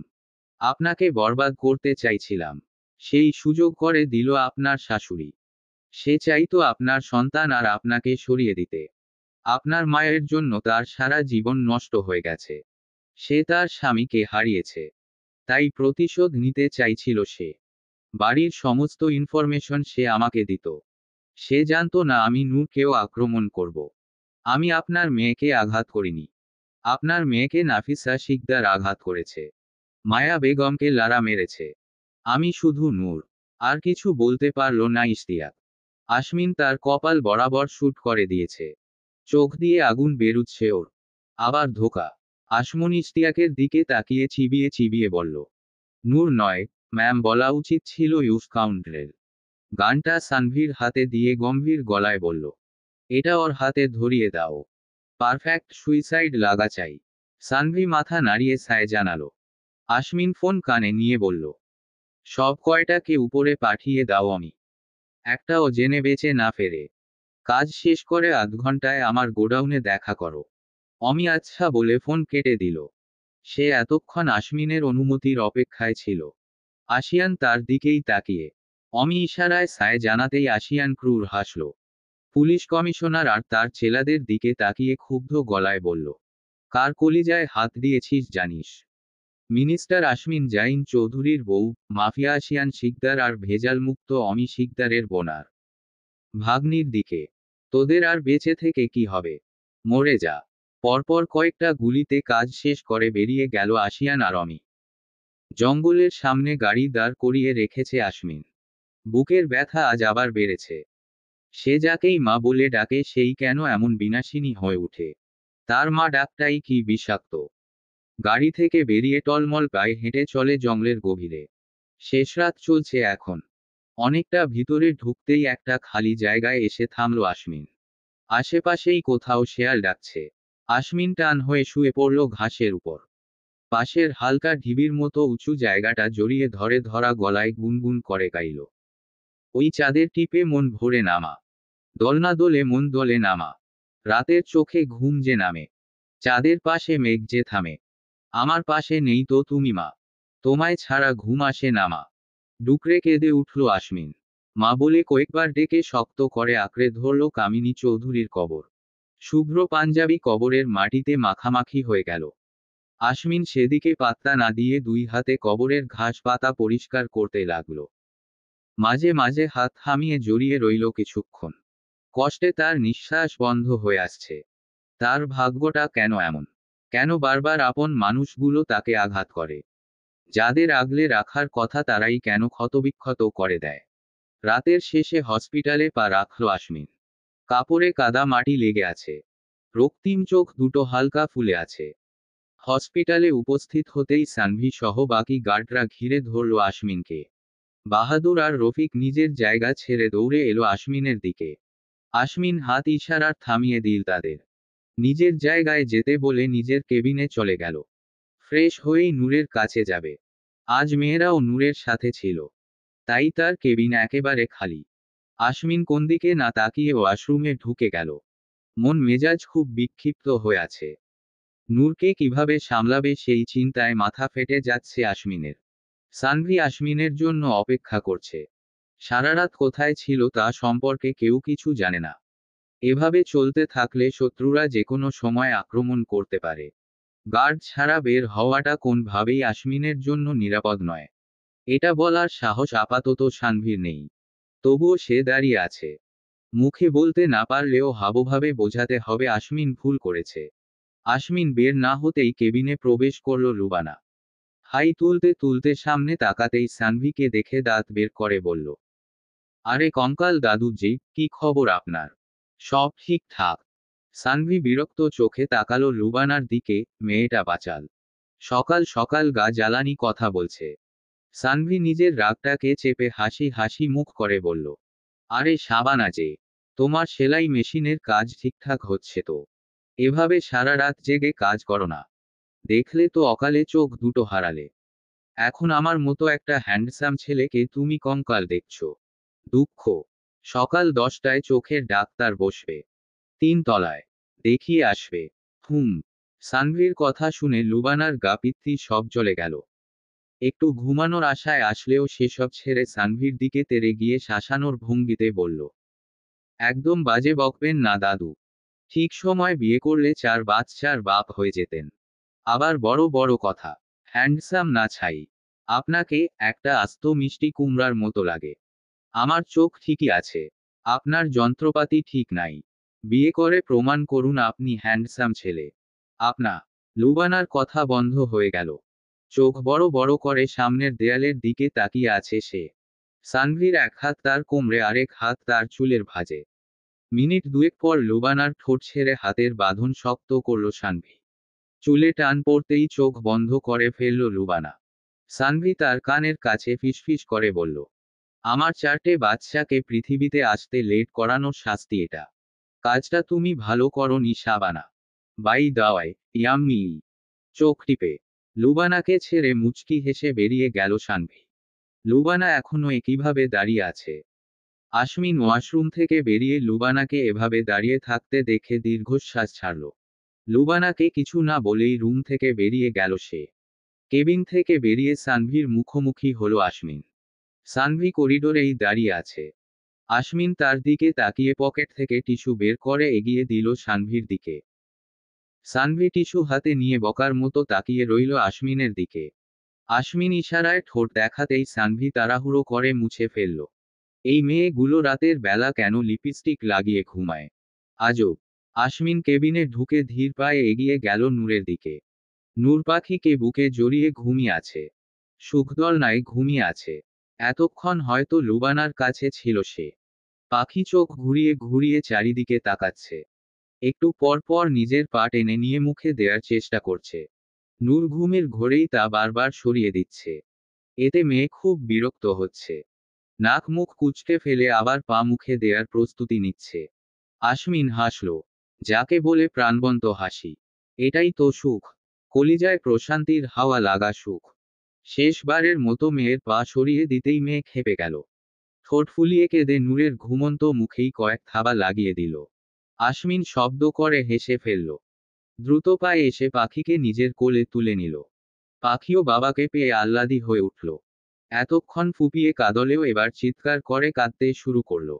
নূর ক্লান্ত ভঙ্গিতে উঠে বসল। আশমিনকে দেখে অভিযোগের স্বরে বলল, দেখেছেন কি বিচ্ছু, একেবারে আপনার মতো হয়েছে। আশমিন মেয়েকে থামাতে ব্যস্ত। মেয়ের সারা মুখে আদর করে মুচকি হেসে বলল, ডিএনএ টেস্ট ছাড়া এটাই তো প্রমাণ।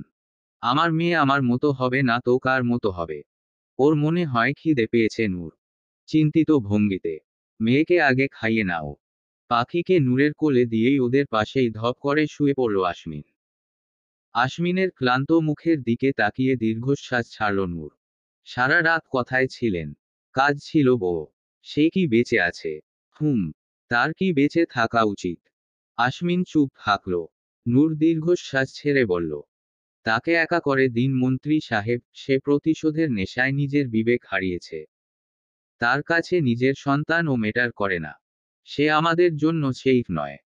তাকে এতটা একা করে দিন যাতে সে একটু কথা বলার জন্য তরপাতে থাকে। বাকিটা জীবন সে নিঃস্ব হয়ে বেঁচে থাক। যে পরিবারের মর্ম বোঝে না তার পরিবারে থাকার অধিকার নেই। আশমিন চুপচাপ নূরের কথা শুনল, কিছু বলল না। পাখিকে খাইয়ে আশমিনের পাশে শুইয়ে দিল নূর। পাখি আশমিনের দিকে ড্যাব ড্যাব করে তাকিয়ে আছে। আশমিন ও ভ্রুকুচকে তাকিয়ে আছে মেয়ের দিকে। পাখি তাকিয়ে থাকতে থাকতেই হুট করে আশমিনের মুখে নিজের ছোট্ট হাতে থাবা মেরে দিল। আশমিন লাফিয়ে উঠল। তার গাল জ্বলে যাচ্ছে। এইটুকু মেয়ের থাপ্পড়ে এত ঝাঁজ। আশমিন নূরের দিকে তাকিয়ে ভয়ার্ত গলায় বলল, মেয়ে আমাকে মারল কেন? আর হাত এত শক্ত কেন? হাত চেক করতে করতে নূর ভাবলেশহীন ভাবে বলল, বললাম না মেয়ে আপনার মতো বিচ্ছু। এবার মেয়ের মার খান। আশমিন পাখির হাত ছেড়ে নূরকে জড়িয়ে ধরল। নূরের কাঁধে থুতনি রেখে সিরিয়াস গলায় বলল, একটা কথা বলি, রাগ করবে না, কথাটা সিরিয়াস। নূর কিছু বলল না। আশমিন নূরকে আরেকটু শক্ত করে চেপে ধরে ফিসফিস করে বলল, আজ আমরা বাসায় চলে যাব। ডক্টর রিলিজ দিয়ে দিয়েছে তোমাকে। শোন বউ, আমার ইদানিং একটু বেশি বেশি প্রেম পায়। অনেক দিনের জমানো প্রেম বুঝলে, কিন্তু বউ অসুস্থ।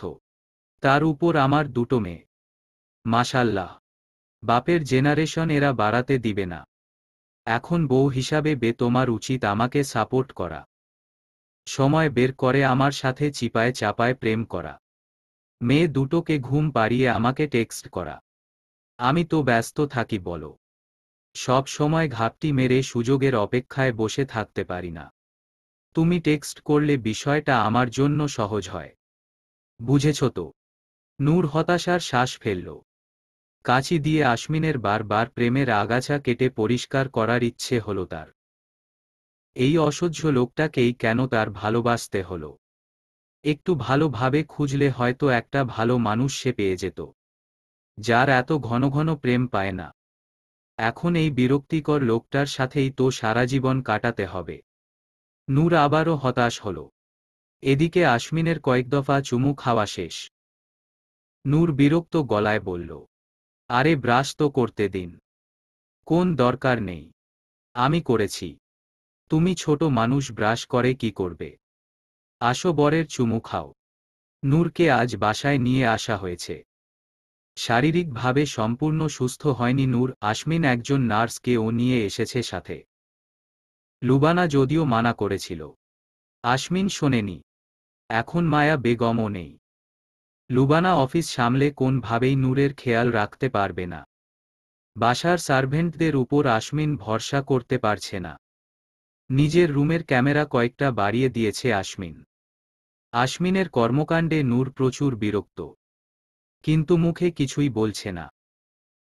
আশমিন ওয়াশরুম থেকে ফ্রেশ হয়ে বের হতেই নূর তীক্ষ্ণ চোখে তাকাল। আশমিন সেদিকে পাত্তা না দিয়ে সুখ পাখির কাছে চলে গেল। দুজনেই বিছানায় বসে বসে খেলছে। আশমিনকে দেখেই তারা হাত তালি দিতে লাগল। আশমিন দুজনকেই একসাথে কোলে তুলে নিল। মেয়েদের মুখে চুমু দিয়ে তাদের সাথে কথা বলতে লাগল। খুবই গুরুত্বপূর্ণ আলোচনা, যা একমাত্র সে আর তার মেয়েরা বোঝে। গোল টেবিল বৈঠকের মাঝেই এক সদস্য আরেকজনের উপর হামলা করে বসল। পাখি হঠাৎ করেই সুখের মুখের উপর নিজের হাত চালিয়ে দিয়েছে। সুখ ঠোঁট ফুলিয়ে কাঁদতে কাঁদতে পাখির ঝাঁকড়া চুল টেনে ধরেছে। আশমিনের দুই হাতে দুজন থাকায় সে কাউকেই থামাতে পারছে না। অসহায় গলায় চেঁচিয়ে নূরকে ডাকল, বউ, আমার দাঁত না উঠা মেয়েরা চুলোচুলি করছে কেন? এই বয়সে এসব কে শেখালো? নূর বিরক্ত হয়ে উল্টো ঘুরে শুয়ে পড়ল। কি আজগুবি কথাবার্তা! মেয়েরা নিজেরাই সারাদিন একজন আরেকজনের পিছনে লেগে থাকে। এখন তার বাবার মনে হচ্ছে কেউ তাদের এসব তালিম দিচ্ছে। মানুষের আর খেয়ে দেয়ে কাজ নেই। আশমিন কোন রকম মেয়েদের থামিয়ে দুজনকে দুই দোলনায় বসিয়ে দিলেন। দুটো এক একটা বিচ্ছু হয়েছে। এখনই এই অবস্থা। আর এদিকে সে আরও কয়েকজন আনার প্ল্যান করছে। আশমিনের মুখটা গম্ভীর হয়ে গেল। তার ব্যক্তিগত মেয়েরা মারামারি করছে। জনগণ শুনলে কি বলবে? আশমিন নূরের পায়ের কাছে বসে গম্ভীর গলায় বলল, বউ, মেয়েদের আদর ভালোবাসা শেখানো উচিত। আমার মেয়েগুলো তোমার স্বভাব পেয়েছে। কই মিলেমিশে থাকবে? তা না করে তারা চুলোচুলি করছে। আমার মতো রোমান্টিক বাবার ঘরে এমন মারামারি করা মেয়ে। আমার ভবিষ্যৎ জামাইদের কি হবে বউ? নূর মুখ কুঁচকে চোখ বন্ধ করে রইল। আশমিন আরেকবার সুখ পাখির দিকে তাকাল। তারা দুজন দুজনের দিকে তাকিয়ে হাত নাড়িয়ে নাড়িয়ে কিছু বলছে। এর মধ্যেই ভাব হয়ে গেল। কি সাংঘাতিক! ভাগ্য ভালো নূর দেখেনি। না হলে চোখে আঙ্গুল দিয়ে দেখিয়ে দিত মেয়েরা তার মতোই হয়েছে। ভয়ঙ্কর! আশমিন গায়ে পাঞ্জাবি জড়িয়ে বেরিয়ে গেল রুম থেকে। দুদিন আগে অমি আর আশিয়ানকে গোডাউনে আসতে বলে সে নিজেই যায়নি। অমি যদিও কিছু বলেনি, কিন্তু আশিয়ান কয়েক দফা বাঁকা কথা শুনিয়েছে। আশমিন সেসব পাত্তা দেয়নি। যেজন্য তাদের আসতে বলেছিল সে নিজেই সে কাজ করে ফেলেছে। নাফিজা শিকদারকে মুহূর্তের মধ্যেই হাওয়া করে দিয়েছে। জানে না মারলেও বাঁচার মতো অবস্থায়ও রাখেনি। আশমিন সে বিষয়ে কাউকে কিছু বলতে চায় না। তাই অমি আর আশিয়ানের সামনেও মুখ খোলেনি। আশমিন সোজা আমজাদ চৌধুরীর রুমে চলে গেল। আমজাদ চৌধুরীর শরীর ইদানিং ভালো থাকে না। হুট করেই যেন তার বয়স বেড়ে গিয়েছে। আশমিন আজ বাবার সাথে সময় কাটাবে বলে এসেছে। যদিও আমজাদ চৌধুরীর কাছে সে একটা আতঙ্ক। তবুও আমজাদ চৌধুরী চায় ছেলে তার সাথে একটু সময় কাটাক। আমজাদ চৌধুরী শুয়েছিল। আশমিনও গিয়ে তার পাশেই শুয়ে পড়ল। এক পা বাবার উপর তুলে দিয়ে গলায় ভয়ার্ত ভাব এনে বলল, আমার মেয়েরা তো মারামারি শিখে গেছে আব্বু। কিছুক্ষণ আগেই চুলোচুলি করছিল। তুমি দাদা হয়ে সারাদিন রুমে শাহরুখ খানের মতো পড়ে থাকো। তাদের তো একটু সময় দিতে পারো। তাহলে তারা মারামারি না শিখে একটু খেলাধুলা শিখতে পারত। কেমন দাদু তুমি! আর কিছু না পারলেও নিজের বুড়ো বয়সেও কুমার থাকার দুর্দান্ত ইতিহাসটাও তো বলতে পারো। এতে তোমার নিজেকেও কচি ডাবের মতো মনে হবে। আমজাদ চৌধুরী হতাশার শ্বাস ফেলল। প্রথমে কিছুটা আগ্রহ নিয়ে শুনলেও পরে ঠিকই বুঝেছে ছেলে তাকে খোঁচাতে এসেছে। নাতনিদের বাপকে বলে সারাদিন যুবতী মেয়েদের মতো টিটকিরি সহ্য করতে হচ্ছে। নাতনিদের বললে তো ভার্জিন দাদু বলে মহল্লায় মহল্লায় পোস্টার টাঙিয়ে দিবে। নিজের মুখ বন্ধ রাখো। আর আমাকে বাকি জীবনটা শান্তিতে থাকতে দাও। আশমিন ফুঁসে উঠল। এক লাফে শোয়া থেকে উঠে আমজাদ চৌধুরীর মুখোমুখি বসল। তীক্ষ্ণ চোখে তাকিয়ে গমগমে গলায় বলল, একদম ভালো ছেলে সাজবে না। স্কুলে থাকতে মিনা নামের এক মেয়ের সাথে তোমার চোখে চোখে ইশারা চলত। সেই মেয়ের জন্য তুমি হাত কেটে তার নাম লিখতে চেয়েছিলে। সত্যি করে বলো, তার সাথে আর কি হাঙ্কিপাঙ্কি করেছ? রুম ডেটে যাওনি তো? বুকে হাত দিয়ে বলো আব্বু, তুমি তার হাত ধরনি। আমজাদ চৌধুরী শোয়া থেকে উঠে বসল। আশমিনের দিকে অসহায় চোখে তাকিয়ে ক্লান্ত গলায় বলল, খাট থেকে নেমে হাতের বায়ে 4 কদম হাঁটলেই দরজা। চুপচাপ বেরিয়ে যাবে।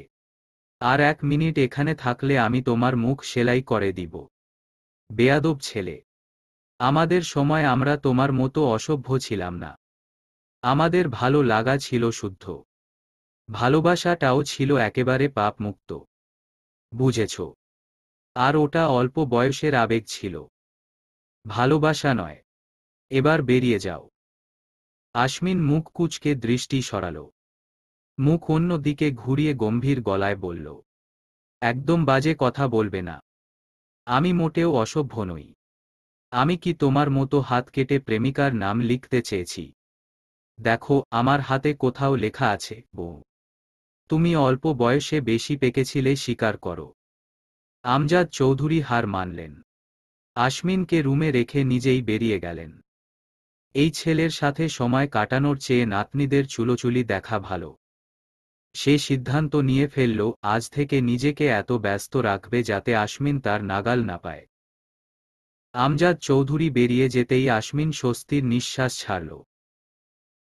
যেভাবে রুমে গেড়ে বসেছিল, কয়েকদিন পর পিঠের নিচে শিকড় গজিয়ে যেত। নাতনিদের নিয়ে সারাদিন খেলা করবে যাতে সে নাতি আনার ব্যবস্থা করতে পারে। তা না করে সারাদিন রুমে বসে দেবদাস হচ্ছে। এ কেমন বাবা হলো তার? কেউ কেন তাকে একটু বউয়ের সাথে চিপকে থাকার সুযোগ করে দেয় না? বউকে একটা চুমু খেতে গেলে মেয়েরা চোখ বড় বড় করে তাকিয়ে থাকে। তার ভাবতেও লজ্জা লাগছে, তার মতো এমন নির্লজ্জ মানুষ মেয়েদের তাকানো দেখে লজ্জায় চুমু খেতে পারে না। আশমিন আজ সকাল সকাল পার্টি অফিসে এসেছে। আজ দলের গোপন বৈঠক আছে। সকাল না বলে ভোর বললেই সবচেয়ে বেশি মানানসই হবে। 5টায় মিটিং রাখা হয়েছে। আশমিন 4টায় চলে এসেছে। 5টা বাজতে এখনো 23 মিনিট বাকি। সানভি একটু পর পর হাই তুলছে। আশমিনের মেজাজ চটে আছে।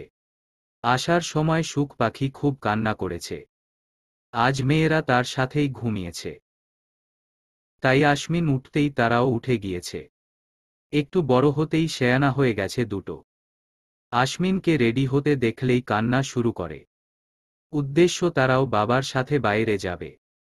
আশমিনের তখন হাত পা ছড়িয়ে গড়াগড়ি খেতে ইচ্ছে করে। নূর একটুও সাহায্য করে না তাকে। সে পারলে মেয়েদের তার ঘাড়ে তুলে দেয়। নিজের বাসা থেকে আশমিনের চোরের মতো বেরুতে হয়। কি দিন আসলো! লুবানার ব্যাপারে কি ভেবেছ সান? আর কত কাল জোর করে চুমু খেয়ে কাটাবে? আমার বাসার মেয়েদের সাথে এসব চলবে না। সিরিয়াস হলে বলো, না হলে হায় ভালো সম্বন্ধ আছে, বিয়ে দিয়ে দেই। সানভীর হাই মাঝপথে থেমে গেল। চোখ বড় বড় করে আর্তনাদ করে বলল, দিবেন না স্যার প্লিজ। আমি আছি তো। আমি যথেষ্ট ভালো ছেলে। মন্ত্রীর পার্সোনাল অ্যাসিস্ট্যান্ট। কত বড় চাকরি! আমার চেয়ে ভালো ছেলে পাবেন না। আমি তো যৌতুকও নিব না। আশমিন শান্ত চোখে তাকাল। হিমশীতল গলায় বলল, তোমার চেয়েও ভালো ছেলে লাইনে আছে সান। ছেলে বড় ব্যবসায়ী। নিজেদের কোম্পানি আছে। ছেলে দেখতেও মাশাল্লাহ। সবচেয়ে বড় কথা, ছেলে লুবানাকে শাবানা ডাকবে না কখনো। ঝগড়া তো অনেক দূরের ব্যাপার। তাহলে তোমার কাছে কেন বিয়ে দিব? একটা যোগ্য কারণ দেখাও। সানভীর মুখ কাদো কাদো হয়ে গেল। তবুও গলায় জোর এনে শক্ত গলায় বলল, আমি শাবানাকে ভালোবাসি স্যার। আর আমি ওকে শাবানাই ডাকব। ভালোবেসে ডাকি। এটা শুধু একটা সম্বোধন নয়, এটা আমার মনের শান্তি। আশমিন মুচকি হাসল। সানভীর দিকে তাকিয়ে সিরিয়াস গলায় বলল, তাহলে একা একা হানিমুনে যাওয়ার জন্য তৈরি হয়ে যাও সান। শাস্তির কথা মনে আছে তো? হাতে একটা ইলেকট্রিক সেলাই মেশিন নিয়ে বাসর ঘরে হাজির হল সানভি। লুবানার হাতে তুলে দিয়ে গম্ভীর গলায় বলল, এই নাও তোমার বড়লোক হওয়ার হাতিয়ার শাবানা। আশা করছি আগামী বছর আমরা কয়েকটা মিল ফ্যাক্টরির মালিক হব। লুবানা হাই তুলে সেলাই মেশিনটা পাশে রাখল। খাট থেকে নেমে ড্রেসিং টেবিলের সামনে গিয়ে গয়না খুলতে খুলতে বলল, ঠিক আছে। ততদিন আপনি নিচে অ্যাডজাস্ট করে নিন দাদু। কোটিপতি হলে আমি আজিমপুরে একটা ভালো কবরে আপনার থাকার ব্যবস্থা করে দিব। আর কত জিন্দা মানুষের সাথে ঘুরবেন। কবর না দিতে পারলেও ততদিনের জন্য ফ্লোরটা আপনার। সানভি মুচকি হাসল। লুবানা একটা সুতি শাড়ি নিয়ে ওয়াশরুমে ঢুকে গেল ফ্রেশ হতে। সানভি হাত পা ছড়িয়ে বিছানায় শুয়ে পড়ল। ক্লান্ত লাগছে খুব। পাঞ্জাবির পকেটে হাতড়ে কপাল কুঁচকে ফেলল সানভি। আসার সময় আশমিন তার পকেটে কিছু একটা দিয়ে দিয়েছে। পকেট থেকে হাত বের করে চোখ বড় বড় করে ফেলল সে। আশমিন সত্যি সত্যি তাকে প্রোটেকশন দিয়ে দিয়েছে। বাথরুমের দরজার শব্দ শুনে হাতের প্যাকেট জানালা দিয়ে বাইরে ফেলে দিল সে। বাথরুম থেকে বেরিয়ে সানভিকে অস্বস্তি নিয়ে বসে থাকতে দেখে কপাল কুঁচকে ফেলল লুবানা। ভেজা চুল মুছতে মুছতে জিজ্ঞেস করল কি হয়েছে। সানভি মাথা নাড়িয়ে কিছু না বলে ওয়াশরুমে চলে গেল। মুচকি হাসল লুবানা। সব কিছুতেই কেমন একটা ভালো লাগা মিশে আছে। আশ্চর্যজনক হলেও এই ক্যাটকেটে লোকটাকেও তার ভালো লাগছে। ভেজা টাওয়াল বারান্দায় মেলে দিয়ে সেখানেই দাঁড়িয়ে রইল সে। সানভির দেয়া প্রথম স্পর্শ মনে পড়তেই লজ্জায় লাল হয়ে গেল। ওয়াশরুম থেকে বেরিয়ে সানভি এদিক ওদিক চোখে ঘুরিয়ে লুবানাকে খুঁজল।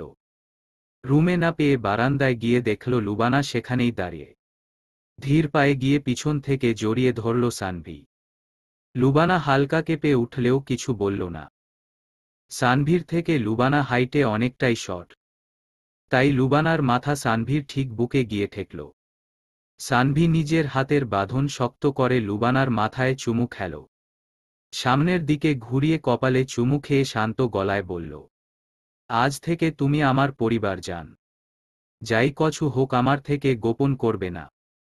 সমস্যা যতই বড় হোক আমরা একসাথে সমাধান করার চেষ্টা করব, কিন্তু কোন লুকোচুরি নয়। তোমার প্রতিটি কথা আমি জানতে চাই। তা যদি একটা ফুল দেখে ভালো লাগা হয় সেটাও তুমি আমাকে বলবে। কাজ শেষে যখন বাসায় আসবো আমাকে সব কিছুর গল্প শোনাবে। আমাকে একটু ভালোবাসলেই হবে, এর বেশি হইলে চাই না তোমার কাছে। লুবানা জড়িয়ে ধরল সানভিকে। মন্থর গলায় বলল, আপনার সব কথা আমি শুনব। আপনি শুধু আমার একান্ত ব্যক্তিগত মানুষ হয়ে সারাজীবন থেকে যান। আমি আপনাকে আপনার স্বপ্নের মতো সাজিয়ে প্রতিটি দিন উপহার দিব। আচমকা লুবানাকে কোলে তুলে নিল সানভি। রুমের দিকে যেতে যেতে সিরিয়াস ভঙ্গিতে বলল, তাহলে বিড়ালটা মেরাই ফেলি শাবানা। একদম লজ্জা পাবে না। আমরাই তো। লুবানা হতভম্ব হয়ে গেল। অসহায় চোখে সানভির দিকে তাকিয়ে দীর্ঘশ্বাস ছাড়ল। নূরের প্রেগন্যাসির 5 মাস পেরিয়ে গেছে। ইদানিং শরীর খুব ক্লান্ত থাকে নূরের। মেয়েগুলো এক একটা বিচ্ছু হয়েছে। সারাদিন মারামারি করে আবার নিজেরাই ভাব করে নেয়। সাইফা আর লুবানা সারাদিন দুটোকে দেখে রাখলেও রাতে তারা বাবা ছাড়া কারোর কাছে থাকে না। আশমিন আসতে দেরি হলে ভিডিও কল দিয়ে ফ্লোরে গড়াগড়ি খেয়ে কান্না শুরু করে। আশমিন নানান কথা বলে মানানোর চেষ্টা করলেও মেয়েদের বোঝানো বৃথা। আমজাদ চৌধুরী তখন ক্যামেরা নিজের দিকে ঘুরিয়ে গা ঝালানো হাসি দেয়। আশমিন সব বুঝেও না বোঝার ভান করে চিন্তিত গলায় বলে, আমার মেয়েগুলো তোমার মতো কিভাবে হলো আব্বু? ঠিক তোমার মতো হাড় ঝালানো হয়েছে। দোয়া পড়ে একটা ফু দাও তো, তোমার বাতাস লাগলে কেটে যাবে। আমজাদ চৌধুরী চোখ রাঙিয়ে তাকায় ছেলের দিকে। মেয়ে দুটো একেবারে ঠিক করে। ওকে আরো বেশি ঝালানো উচিত। বকতে বকতে কল কেটে দেয় সে। আশমিন লম্বা শ্বাস ছাড়ে। তার বাবা যে নাতনিদের সামলে নিবে তা সে ভালো করেই জানে। দুটোতেই তার অবস্থা নাজেহাল। আরেকটা হলে তার কি হবে? সেই চিন্তায় আশমিনের ঘুম আসে না। আশমিন মনে মনে সিদ্ধান্ত নিয়েছে সে এখন থেকেই নূরের থেকে দূরে দূরে থাকবে। যতই প্রেম পাক না কেন সে বউ থেকে সামাজিক দূরত্ব বজায় রেখে চলবে। বউ দেখে উতলা হওয়ার কিছু নেই। সবারই বউ থাকে। তারও আছে, তাই বলে বছর বছর বাবা হয়ে জনসংখ্যা বাড়ানোর কোন মানে হয় না। একজন গণ্যমান্য মন্ত্রী হিসেবে এইসব কাজ তাকে মোটেও মানায় না। বউ থেকে দূরে থাকার কথা চিন্তা করেই আশমিনের মুখটা শুকিয়ে গেল। এখন আবার বউয়ের গা ঘেঁষে বসে থাকতে ইচ্ছে করছে।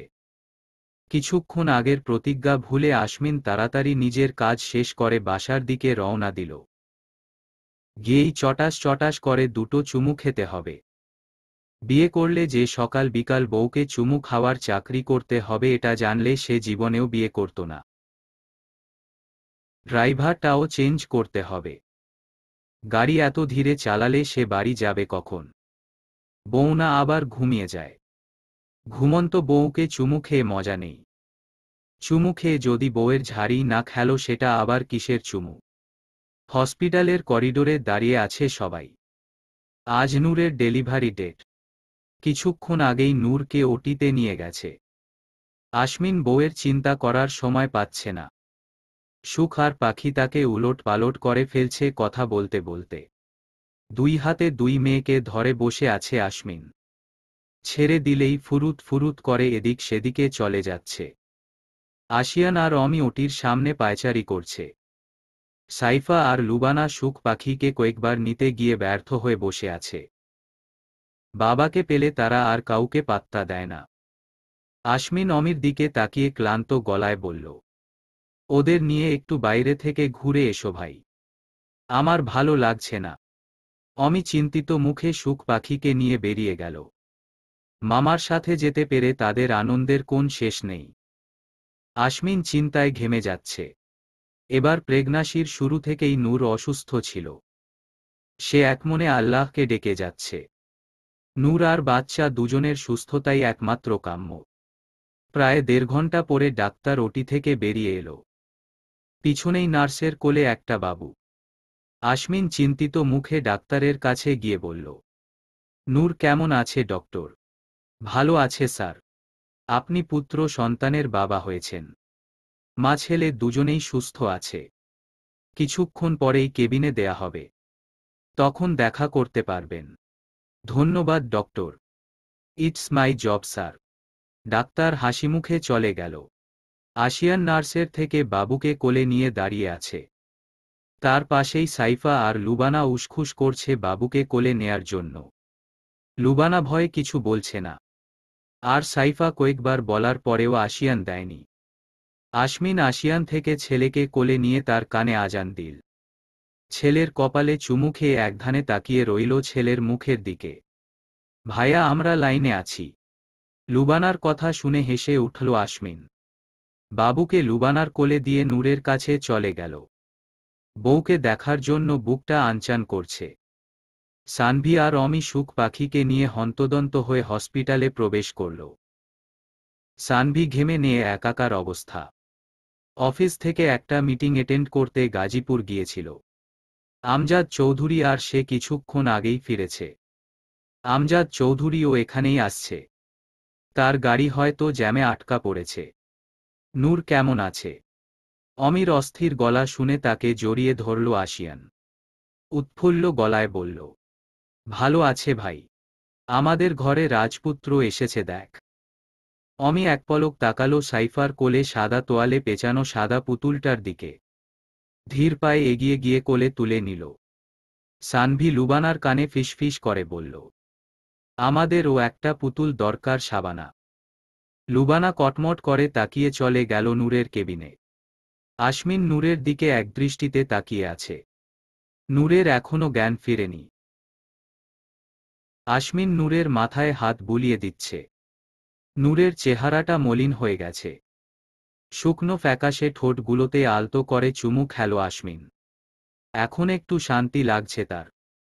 সুখ পাখি ভাইয়ের মুখের দিকে ড্যাবড্যাব করে তাকিয়ে আছে। একটু পর পর আদুরে হাতে আদর করে দিচ্ছে। নূরের জ্ঞান ফিরেছে একটু আগে। সবাই নূরের সাথে দেখা করে গিয়েছে। আমজাদ চৌধুরী নাতিকে কোলে নিয়ে বসে আছে। সুখ পাখিকে আশিয়ান সাথে করে নিয়ে গেছে। পাজি দুটো হাসপাতালকে খেলার মাঠ বানিয়ে ফেলেছে। এদিক সেদিকে দৌড়াদৌড়ি করে রোগীদের রুমে চলে যাচ্ছে। প্রশ্ন করতে করতে অসুস্থ মানুষকে হার্ট অ্যাটাক দেয়ার অবস্থা। আমজাদ চৌধুরী আশমিনের দিকে তাকিয়ে গম্ভীর গলায় বলল, ছেলের বাবা হয়েছ। এবার ভালো হয়ে যাও। ছেলে তোমার মতো হলে কপালে দুঃখ আছে। আশমিন বাঁকা চোখে তাকিয়ে দাম্ভিকের হাসি হাসল। আমজাদ চৌধুরীকে খোঁচা মেরে বলল, আমার মতো হলে সেও 3 বাচ্চার বাপ হবে।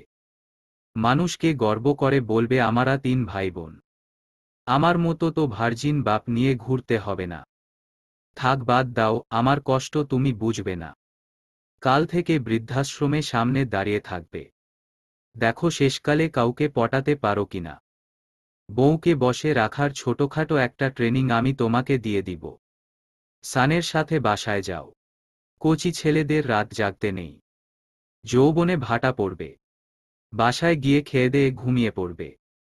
বুঝেছ? আমজাদ চৌধুরী তপ্ত শ্বাস ফেলল। এই ছেলের ঠোঁট দুটো সেলাই করে দেয়ার ইচ্ছাকে মাটিচাপা দিয়ে বাসায় চলে গেল। ক্লান্ত চোখে আকাশের দিকে তাকিয়ে আছে অমি। আশিয়ান তার পাশেই সিগারেট টানছে। সিগারেটে শেষ টান দিয়ে শান্ত গলায় বলল, এবার নিজের জীবনটা গুছিয়ে নে। সে নেই ভাই। থাকলে পাতাল থেকে হলেও তোর সামনে হাজির করতাম। এভাবে আর কয়দিন? কে বলল সে নেই? আমার এই বুকের বা পাশে সে আছে। ঠিক প্রথম দিনের মতো জীবন্ত। আমার ভালোবাসায় তাকে বেঁচে থাকতে দে। আর কাউকে জীবনে এনে তাকে ভুলে যাওয়ার দুঃসাহস আমার নেই ভাই। ভুলবি কেন? তাকে তার জায়গায় রাখো। যে আসবে সে তার নিজের জায়গা বানিয়ে নিবে। আশিয়ানের কথায় মলিন হাসল অমি। আকাশের দিকে তাকিয়ে উদাস গলায় বলল, এগুলো সব মন ভোলানোর গল্প ভাই। যে জায়গাটা তার জন্য বরাদ্দ সেই জায়গা অন্য কাউকে দিলে সে কি নিজের অস্তিত্ব হারাবে না? তিক্ত হলেও এটাই সত্যি যে একসময় সংসারের চাপে সে আমার বুকে চাপা পড়ে যাবে। বউ বাচ্চার কথা চিন্তা করতে গিয়ে মাসের পর মাস তাকে ভুলে থাকব। মনে পড়বে কোন অপ্রাপ্তি সামনে আসলে তার জন্য হৃদয় পুড়বে। তার জায়গায় যাকে বসাবো সে তার জায়গা দখল নিবে ভাই। আমি হয়তো মায়ে পড়ে তা মেনেও নিব। এই মেনে নেয়াটাতেই আমার আপত্তি। আমি স্বপ্নেও তার জায়গায় কাউকে চাই না। তাকে ভালোবাসার জন্য তার উপস্থিতি প্রয়োজন নেই। আমার হৃদয়ে তার অস্তিত্বই যথেষ্ট। আশিয়ান হার মেনে নিল। অমির পিঠে হালকা চাপড় মেরে নিচে নেমে গেল। অমি ভেজা চোখ জোড়া বন্ধ করল তার প্রেয়সীকে কল্পনা করার আশায়, যাকে সে হারিয়েছে ঢাকার ব্যস্ততম রাস্তায়। বাসের চাকায় পিষ্ট হওয়া প্রেয়সীর মুখটা চোখে ভেসে উঠতেই ধরফর করে চোখ খুলে ফেলল অমি। কি হতো যদি দুজনে জীবনটা একসাথে হাসি খুশি কাটাতে পারত। নূর আশমিনের হাতের উপর মাথা রেখে শুয়ে আছে। এ পর্যন্ত আশমিন কয়েক চুমু খেয়েছে তাকে। বারবার বিস্তারিত বুঝিয়েছে বউ ছাড়া সে এতিম মুরগির বাচ্চার মতো কিভাবে ঝিম মেরে বসেছিল। তাই তাকে এখন টপাটপ চুমু খেতে দেয়া হোক। বউ হিসেবে এটা তার দায়িত্ব এবং কর্তব্য। মন্ত্রীর বউ হয়ে সে দায়িত্বে অবহেলা করতে পারে না। তাই নূর চুপ করে তার কথা শুনছে আর চিন্তা করছে এই চুমুখোর লোকটাকে নিয়ে সে কিভাবে বাকি জীবনটা কাটাবে। সমাপ্ত। গল্প ইটপাটকেল। লেখনীতে সানজিদা বিনতে শফি। অন্তিম পর্ব।